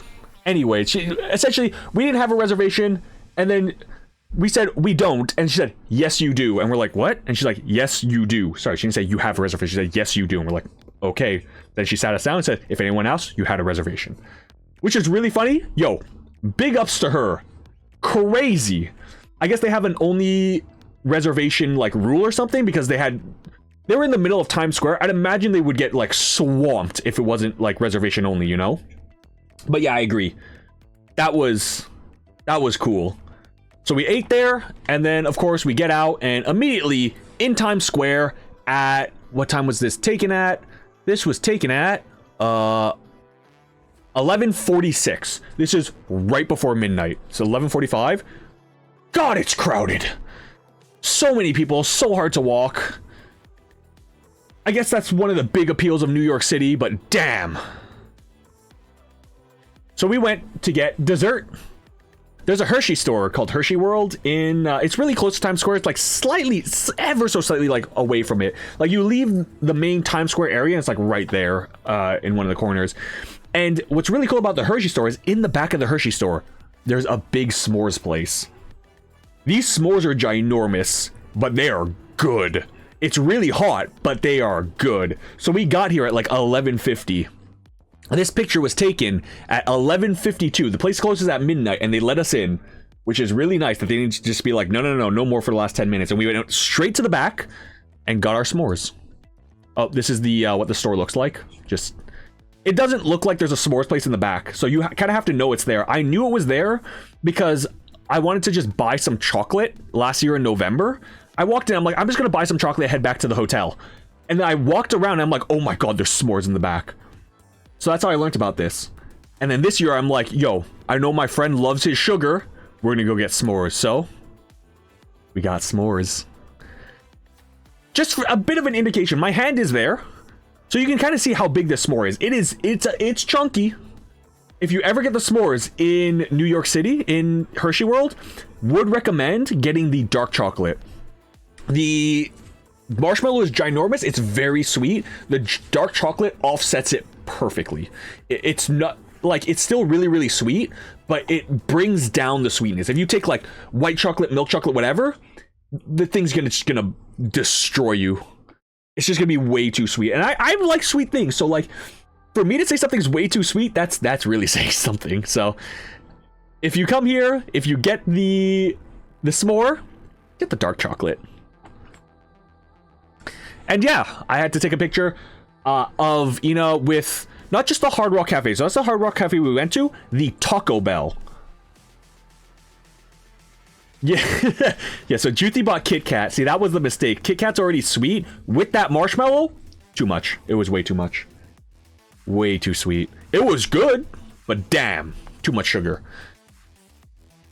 For anyone who is a big Hololive fan, if they ever saw that animation where they replaced this specific Taco Bell sign with Ina's Taco Bell, shout out to that. Here's the Taco Bell with Ina. And you know what's really great about walking around New York with a plushie and taking pictures with the plushie? No one gives a damn. No one cares what you're doing in New York. No one looks at you. No one thinks, wow, that's kind of weird. They're taking a picture with a plush. Nah, they just let it happen. Anyways, Sunday. Sunday ends early, as all conventions do, ends early. So we went around the convention hall again, because what else are we gonna do? I went to a panel with one of my buddies. This was the Mio Fubuki panel. Ignore everything being blurry. Like I said, my hands, not steady at all. I could not perform surgery for the life of me. So this is the panel. There was no pictures or recording allowed at the panel, understandably so. So I got to use my light stick again, at the very least. I did skip one thing. So we went to this thing. I didn't want to put it because there was a lot of people there, and I'm sure a lot of people don't want their faces randomly posted online. I know what happens with general pictures and stuff, but I went to a random J-pop dance with my friends, and how it works. So I've never been to a random dance before. I didn't understand what random dance meant. I kind of assumed like random dance randomly, right? But that's not quite how it worked. It's basically, they take really, really famous dances from shows like Love Live, from, you know, Hatsune Miku's famous dances, like things that just popped off on the internet.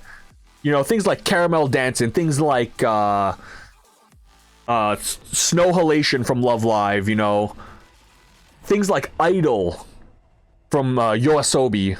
They all have their famous dances, and a lot of people learn how to do these dances. So how the random dance works is they will randomly play these songs, mostly the choruses, and people, if you know the dance, will go up and do the dance.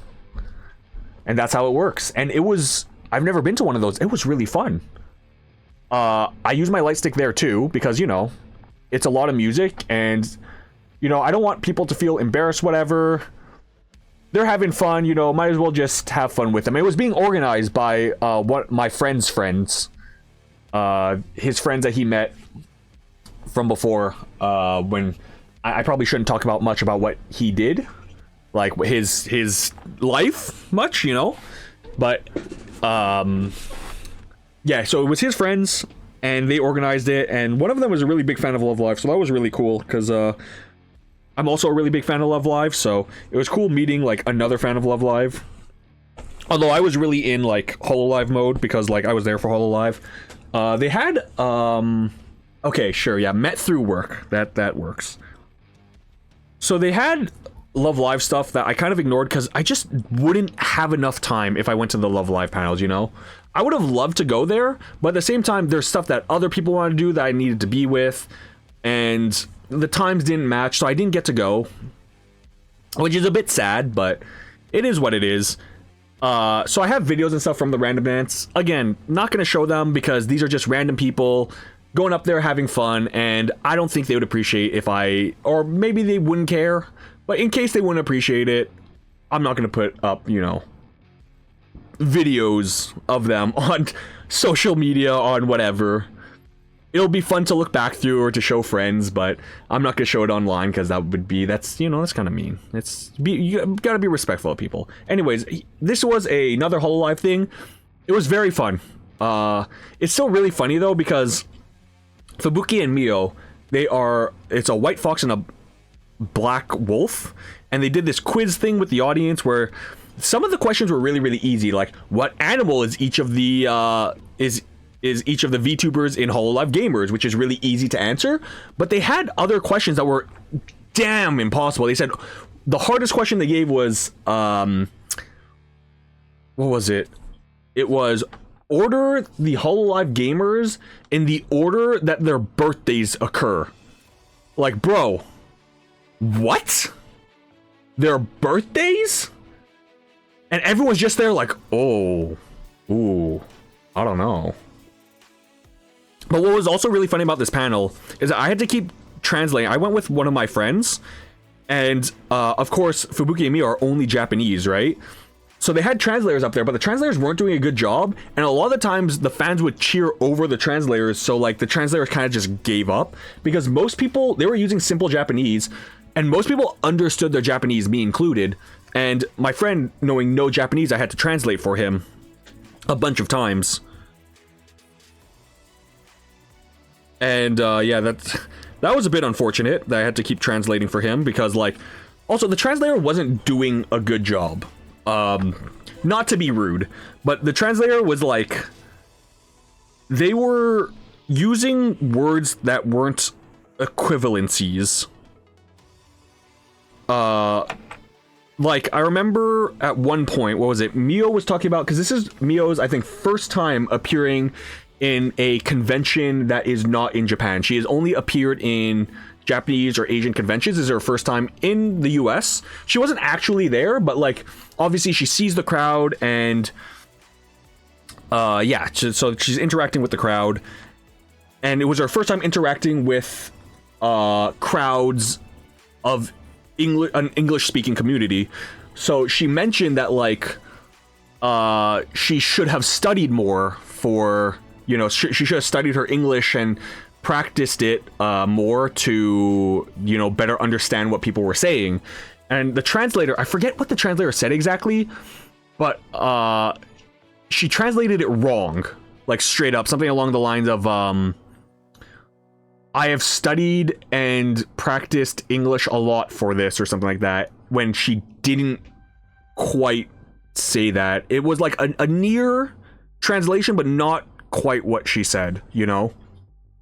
So that was a bit unfortunate, but as long as you understood, it was fine. I mean, I had to translate a lot for my buddy, but at least he understood. And so they did this game with quiz questions, and then they did like test their English. So they'd say which of these English lines is correct, and they would read some with like weird grammatical errors and stuff, and then there's like a right answer and they have to pick, and then they sang some songs, and that was really fun because I got to use my glow stick again, which means it was a really good purchase because I used it like 4 times. I used it 4 times on that Sunday. So right now we're at 2. We had it once at the random dance, and we had it once in this panel. It was really funny because there's a guy behind me looking at the Breaking Dimensions tickets, and he was, I don't know why, he was thinking of buying the Breaking Dimension tickets then and there, and they were $700. And in his hesitation, he said, you know, screw it, I'll buy a ticket. And he clicked on it, and in that time that he clicked on it, more tickets sold. I can't believe people bought those tickets for $700, by the way. More tickets sold, and it went up to 1,000. He said, forget it. 1,000's too much, and honestly 700's too much. It's crazy that someone would be like, yeah, I'm gonna buy these tickets from a third party for $700. Bro, it cost $150 to be right up at the front. Right up at the front. Best seats is $150. Like, dude, don't do that. And it's crazy that on his app it showed people did buy those $700 tickets the day of the concert. That's insane. Those bar tickets that they're selling for $700 were like 60? 50? They weren't much. They were far. I mean, the seats weren't bad because we were up there the first day, but like, bro, don't do that. Come on. Don't buy into the scalpers, man. Anyways, I got way off topic. So each VTuber has their own color on the light stick, and the White Fox Mio's color is light blue, and the Black Wolf's Mio, her color is green. People get these wrong all the time. People think Fubuki's color is white because she's white, and they think Mio's color is red because she has red highlights, and there's no black on the stick. And I saw so many reds and whites, and I'm like, they're using the wrong color. They're using the wrong color, bro. I did Google it before the panel to make sure, because I gave one of the light sticks that I had to my friend, and I told him, choose one color, or to make it light blue for Fubuki. I'm gonna make mine green for Mio, just so we were like mix it up a bit. So at the concert on the first day, there's multiple times when there were multiple people on stage. You have to choose what color you have to wave, and I just made sure every time that the person next to me was a different color. Like she was one of my friends. She also had a light stick, and she would choose a color, or she would look at my color, and we would make sure we had different colors because we it's nice to have that variance. It's nice to be even, especially like if the twins are up there and she only chooses one twin because she likes cursed garbage and she's always making hers pink. I'll make mine light blue. I'm not like below that. I know she is. Calling you out, Juthi. Anyways. We made sure to have variants, just like in this panel, we made sure I was green, he was light blue, and that's the color we kept the entire time, and it was fun. They sang songs, everyone stood up during the song singing bit, but it was really fun. Not as fun as a concert, but still good. So these I took a picture of. I actually bought the Kana on the left. I gave it to my sister, because my sister wanted it, but I actually own this, or it's in my household, right? We got it, believe it or not. So this thing is how big? It's 3 inches, I guess. I guess it's like 3 inches tall. So it's a cube, so it's 3 inches by 3 inches by 3 inches, give or take. They were selling it here because it's a light. They're selling it for $75. I want to know how much I bought it for. I bought this online. Gonna shout out to Tokyo Otaku Mode for this one, because I bought it online from Tokyo Otaku Mode. Not sponsored, by the way. I bought it online for $15. I think after shipping, it was $23 or so? 23, 24? Also, may I mention, as a Canadian, they were selling this for $75 US, which is maybe like $100 Canadian. I bought this for like 25 bucks Canadian. Crazy. Granted, I had coupons and stuff, and I had points, and I could make it really, really cheap, right? Because of that. But it was selling online for only like 45, I think, dollars Canadian. So even if you add shipping on that, that is not $100. That is crazy. Yo, the markup on some of these things is insane. I think if y'all ever go to conventions, if you want to buy figures, always buy the small figures, I would say. The big figures, 99% of the time, are severely overpriced to maybe double MSRP. Double MSRP. You'd be paying a lot of money to the companies who brought that in. You can normally find them online. Even Akihabara, if you go to Akiba, you better have good knowledge on what the value of figures are worth. I've been a collector for a while now, so I always keep track of what's coming out, and I see the price of all the new figures and stuff, so I generally know the price of what a figure is, given its size, given its complexity and stuff. So I'm pretty good when it comes to predicting figure prices. You need that if you're Akihabara, because if you don't, you can't just assume this figure is here for cheap. You need to know, because they will still overprice things, especially outside the Radio Kaikan building. You have to be so careful outside the Radio Kaikan building, because those figures, that's like the first figures you see outside of the station. So the Radio Kaikan building is like pretty much right outside one of the stations that go to Akihabara. So people will see those figures first. So those people mark them up like crazy, and it's insane that people buy them. Just big warning. Do not buy those figures. They are overpriced. They are not worth it. Anyways, I'm just saying that you're not safe in Akihabara. You're not safe in a convention. Be well researched. Know your prices. Moving on. This was cool. I only took a picture of one of them. So this booth had a few of these, like 5 or 6, and it was just a bunch of white squares, but they were marked by number, and it's one of those things where like you come by, you take a marker, and you color in one of the colors, or maybe several of them.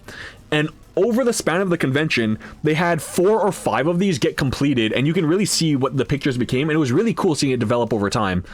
Very cool that they made this like pixel art and that people colored it in properly. I don't recall seeing any mistakes or anything. It was just really well done, and you know, shout out to them for making a cool project for the convention. Again, sorry for the blurry photo. This is getting an anime soon. This is Witch Hat Atelier. It is such a good series. I was surprised to see it here. I took this picture because they had this entire section dedicated to it. I did see, I think, one person dressed up as one of the witches from this series. It is fantastic series. Beautiful world building, beautiful art. Would recommend a read if you haven't read it. It is getting an anime soon. They announced it like 2 years ago now, so we don't really know where it's at, but very cool to have that representation here. And people are clearly buying stuff from it, so it's also a really big one, along with like Sakamoto Days. It is just a really, really big manga. The community just, they love it, of course. And it's really hyped that's getting an anime, and I look forward to it. That's about it. That's all I have to say about that. It also has a figure. I haven't seen the figure anywhere. It sold online like a few years ago. I think 3 years ago now. They had a Witch Hat Atelier figure sell online. It was a very complex figure, like a $230 figure. Beautiful, beautiful figure. But still, super cool to see that here. I also saw The Girl from the Other Side. That was like a mini series. They made like a mini anime out of that. I saw that in this booth area. So I normally go to these booths like on the last day because there's normally huge lineups outside of them. But if you go on the last day, there's no lineup. They just let everyone in. It's a bit crowded when you're walking around, but it was cool. Also, while this was happening, I was having fun because Elizabeth Rose Bloodflame from Hololive English, so this was right next to the Hololive booth, was singing right there and performing at the time. So I didn't want to like crowd in with everyone, but everyone was just cheering on the other side, and I had a lot of fun just being like, just listening, because I'm not going to say why I didn't go. I do have a bit of a personal reason why I didn't go see Liz. I just, you know, time was an issue, but there was a bigger overall reason, which I'm still, you know, still fun to hear her sing while this was happening. And we went through, I saw The Girl from the Other Side, which was really weird because I thought no one really knew that. That series ended. It was odd. It was admittedly kind of odd and depressing. It was one of those series that's like trying to be like deeper, and there's a lot of like mental stuff going on, and the entire series was just dark. There was no really uplifting part of it. I don't know why I'm doing a review right now. Anyways, it's not a huge series. It wasn't super well known. Very surprised to see it there, although none of their stuff was sold, so goes without saying, people didn't really know it. So I'm gonna go back, right? That green wall, you remember I said it changed on the second day? Someone plastered all of these pictures all across that green wall next to King's Theater. So we went back to King's Theater, obviously, for second day of the concert, and there was the lineup again, but it was shorter because they opened the doors earlier, so it was shorter because they're like, okay, we understand that yesterday we messed up, we're gonna make it better. So they let people in so much earlier, and we had these along the green wall, I don't know who put them up, but they had all these Fomoko posters. And it was like, this wasn't just normal paper. This was like thick cut paper. It was good paper. And they printed all these, lined up the wall with them. And people were taking pictures of them because it was really funny. It's just advertisement for our doggos. Very fun. And then, of course, this guy was just standing in the lineup as we walked by. Minato Aqua for president. You know, this was before her graduation. Like 3 days before her graduation, so that was a bit sad. This person clearly, you know, they prepared this, and I think they had a similar flag last year at Connect the World. I could be wrong about that, but yeah, very sad to see Aqua go, but still really cool to see that representation. And of course, back in the theater, this is where I was seated. It's a lot closer, very good view, and this was really fun, right? Because I had my one light stick, and I gave the second light stick that I had. So, okay, so the first day we went, we were 4 people. So the Saturday, we were 4 people that went to the concert. On the Sunday, we were only 2, because the other 2 didn't want to go. They didn't want to spend the money. And honestly, the second day, incredibly fun. But that means that I had my friend's other light stick, because obviously she wasn't using it. This is the third time we're using this light stick. Third time now. So I had both, and I gave one to my other friend so that he would have something to wave. So I only had my one. And I sat down, and then I was talking to, the people around me, being friendly, because everyone, we're all here for the same thing, and it's really fun.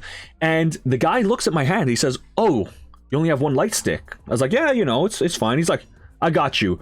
He reaches down to his bag, and he pulls out a second light stick. Mind you, he was already holding two. I was like, "Oh," he's like, "Here, you can use this." I was like, "Damn, dude. Wild, thanks, bro." That was really cool of him. And then he looked to his right, and he saw that guy only had one light stick. He says, "Hey, you only have one light stick. You want to use this?" And he reaches into his bag, and he pulls out another one. Dude brought 4 light sticks with him. So this concert, I had 2 light sticks. My arms hurt after this. And because we're on the floor was so much louder, and everyone was standing the entire time. And I pretty much screamed out my voice. And my arms, both my arms hurt. And mind you, we already checked out of our hotel at this point, so I had to bring my bag, and I had to go through security, and we had to drive back for 6 hours after this. That's the big thing, right? We expend a lot of energy going through this concert and everything. We have to drive back for 6 hours. It was rough. But, yeah, I had 2 light sticks, and it was really fun because, I could choose the 2 colors. They could be different colors. I don't have to, balance anything out. And my friend got to use a light stick as well. And honestly, such a fun concert. I think I have his angle as well. Oh, no, I don't have his angle. So his angle, he was closer than me, but he was to the right. He had a very, very good seat. But I still had, a fantastic time. And we were able to find each other because I held red above my head. You know how it'd be. And then we have we have another video here. Oh, we're reaching the end. That's good. I thought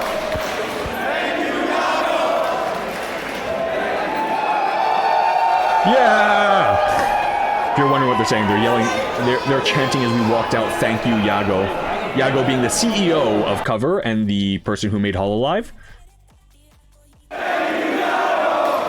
Very loud.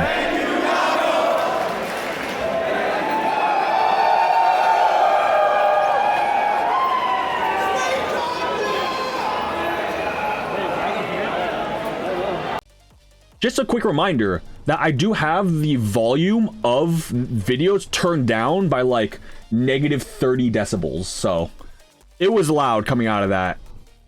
And they were funneling us out. I had already found my friend at this point. Because I held up the red light stick. And this is where things got a bit interesting, right? So we were only 2. The other 2 people had to get all of our bags, get to the car, pack the car on their own, and then drive out to Brooklyn to come get us. That's an hour-long drive. And we didn't really know what we were going to do. And like I said, on the Saturday, we saw a bunch of splinter groups, right? So we see all the sub-fan base groups all getting together, and they all went to their different places. I saw the Ruffians go to McDonald's, and I was like, okay, we're probably not going to have much time to join any of these groups. We're not going to join these groups. We're going to continue... Can I pause this somewhere? Maybe somewhere clearer? Ugh. The bit rate on my phone. This isn't clear at all. There we go. I'm just going to leave it here. So we didn't really know what to do. We had to kill some time. We hadn't heard from the other 2. So we went to a nearby Subway and we got drinks and we got a bit of food and we just chilled a bit, and then the Subway closed because, of course, it's late at this point. I mean, that makes sense. It's late. It was 8 o'clock when this video was taken at 8 o'clock because, 2-hour-long concert started at 6. This one actually started on time. So yeah. So we started wandering around, and we're like, what do we do now? And it was really fun because we passed a group of Ruffians, which is they're fans of Formoko, and what Formoko do are they have this thing they say, which is a dog barking sound, because the twins are dogs. I know they look like cats, but they're dogs. And they do this thing from the Northwest Passage, which is Bao Bao, which is the sound of barking. It's like saying woof woof in English. The sound of barking in the Northwest Passage is Bao Bao, and it really became a huge thing where they say Bao Bao. my friend saw a group of ruffians walking away. They left their meetup. So the ruffian meetup, we saw them as we were heading to Subway. There was like 30 of them, and they kind of just took over a McDonald's, and we're like, well, we could join them, but like I really don't want to walk into a McDonald's. We don't want to spend more money after Subway. So we're just trying to kill time. We saw like, I don't know, 10 ruffians leaving, and my friend looked at them. He said, "Bow, bow," and all in unison, they bowed back, and that was really funny. I thought that was really fun. I said it loud enough. I'm like, "Yo, a group of ruffians," and I said it loud enough because like I didn't think to bow. I was just like, "Yo, ruffians, let's go." And then he bowed at them, and they bowed back, and it was fun, good time. And we saw the other ruffians leave later, but we didn't bow at them. It would have been fun. It's like when you're a teacher. I don't know if anyone's ever had this. If you're a teacher and you go in front of class and you say "Good morning, class," and they go "Good morning, so and so," you know, that's really fun. If you've never had that happen, that's something you should experience. Having a bunch of people be like to say something in unison together at once to you, it's fun. But we ended up finding a bar. It's a bar that was near the venue because we ended up doubling back because we knew our friends were coming to pick us up. And we saw a bar, but we saw a bunch of Hololive fans in there. And we're like, what are the chances that we can sneak into this bar and no one's going to notice? Because we don't want to buy more stuff. We have to drive. We're going to be tired. We don't want the alcohol. We don't want the food. We just kind of want a place to sit down and chill for a bit. We saw them. They were blasting Hololive music in this bar. I don't know how they got to do that, but the bar workers were like, they were swamped. So we kind of just snuck in through the door and we pulled out our light sticks. And these were fans of Cronies, so they're the Cronies. That's her fan base. So they're all waving blue. So as we walked through the door, we pulled out our light sticks, put them to blue, and we're like, yeah, let's go. And this guy next to us saw us walk in, smiled, he's like, yeah, let's go. And we're like, yeah, let's go. And the bar people never saw us. And we fit in there, and it was fun. I have another video of that. So this is the bar.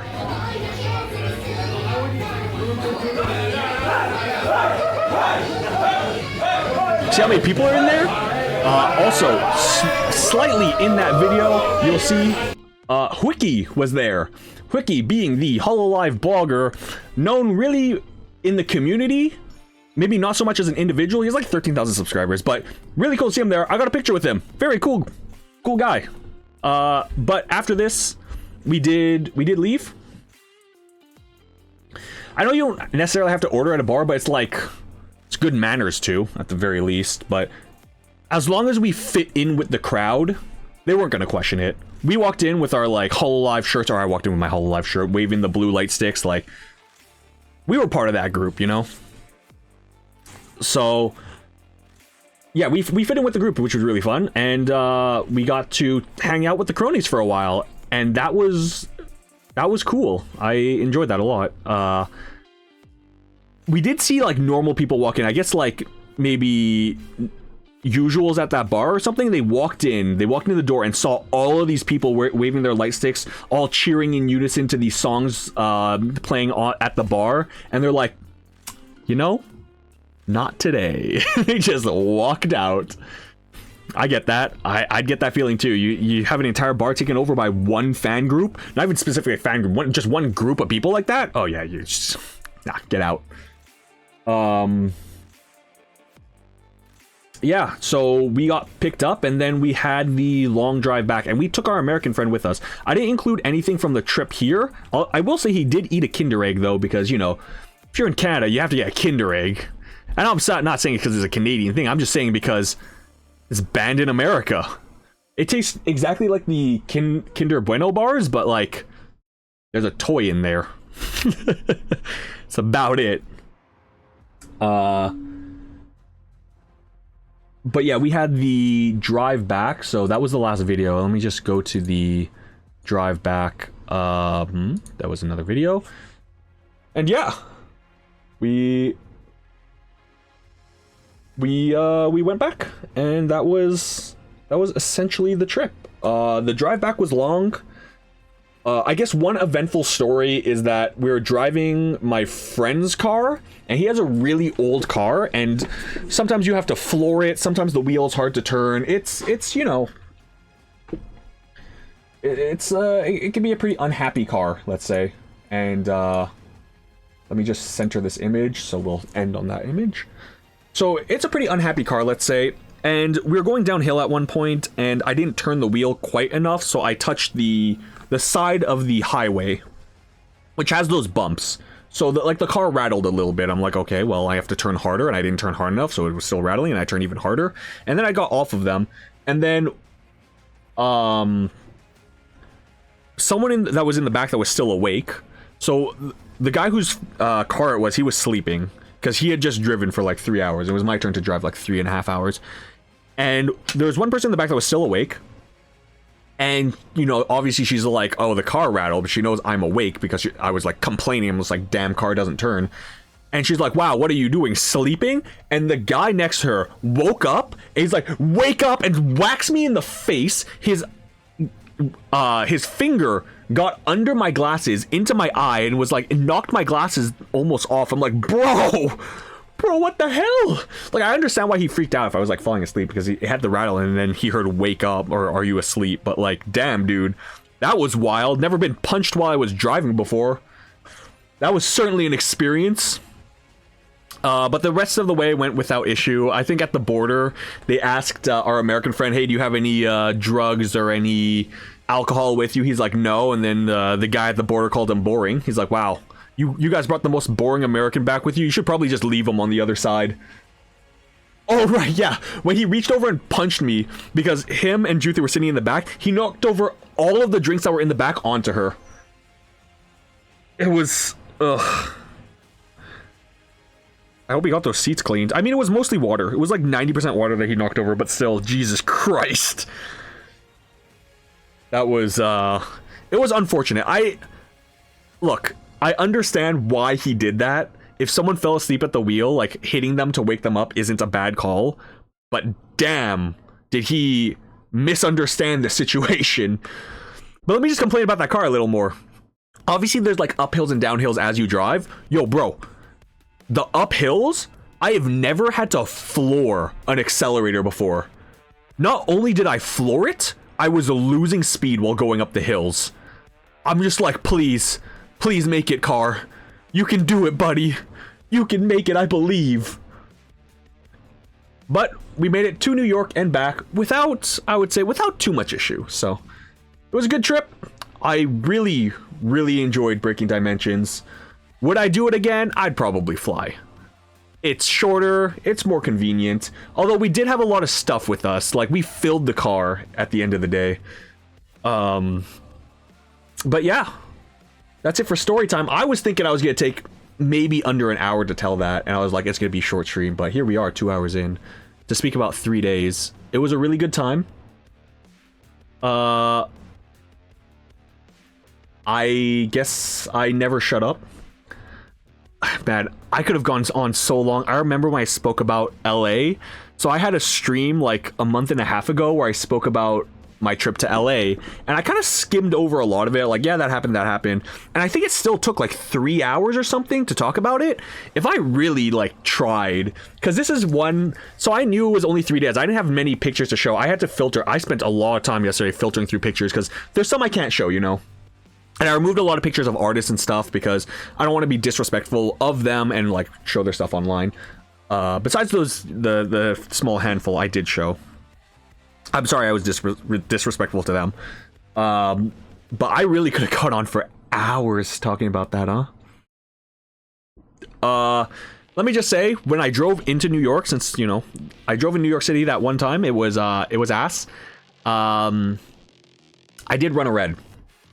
Completely unintentional, I ran a red because no one saw it.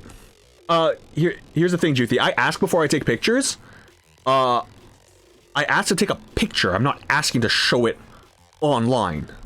There's a bit of a difference there, you know? Because I never really think that I'm going to show it online. I do have a lot of videos, but I'm going to break this down into a YouTube video. It's probably going to be a nice 15-minute thing, talk about how great Breaking Dimensions was. So much fun.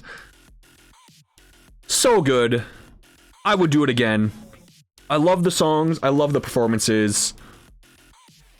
And I loved being... I guess a big takeaway for me from that entire trip was that I just love being part of a fan group. because I've never been part of a fan group like that before, you know?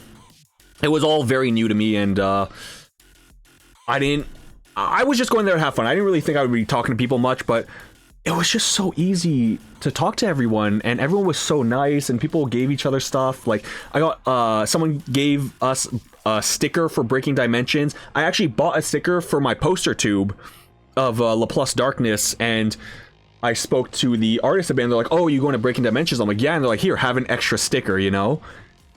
It's just the sense of community is so fun.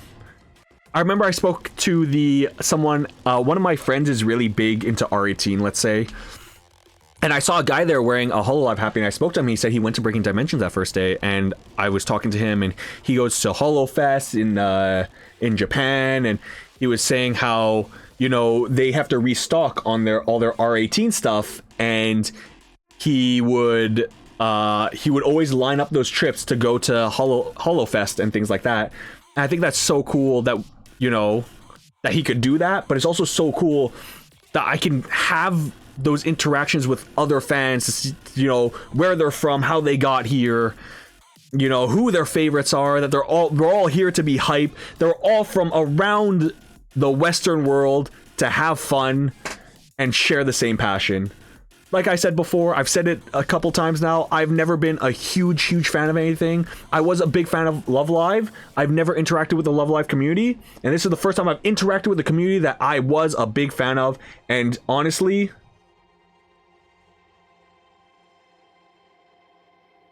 oh, the K-pop fans? Yeah. I know the K-pop fans do a lot of, like, fan events and stuff, and, like, the VTuber fans also do fan events, and I should really look into some of these fan events, because some were happening in LA while I was in LA, and I just didn't know about them until they were over, and honestly, it's just so fun meeting all these people, sharing the passion, having fun at these concerts, you know, sharing all the chants. It's honestly such a good time.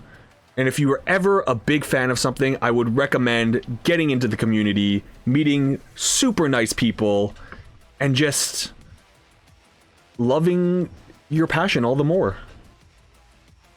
I know VTubers aren't for everyone. I know anime is not for everyone. But everyone has their hobbies, and I think if you have a community to share your hobby with, it makes that hobby all the better. So that's gonna be it for me for today.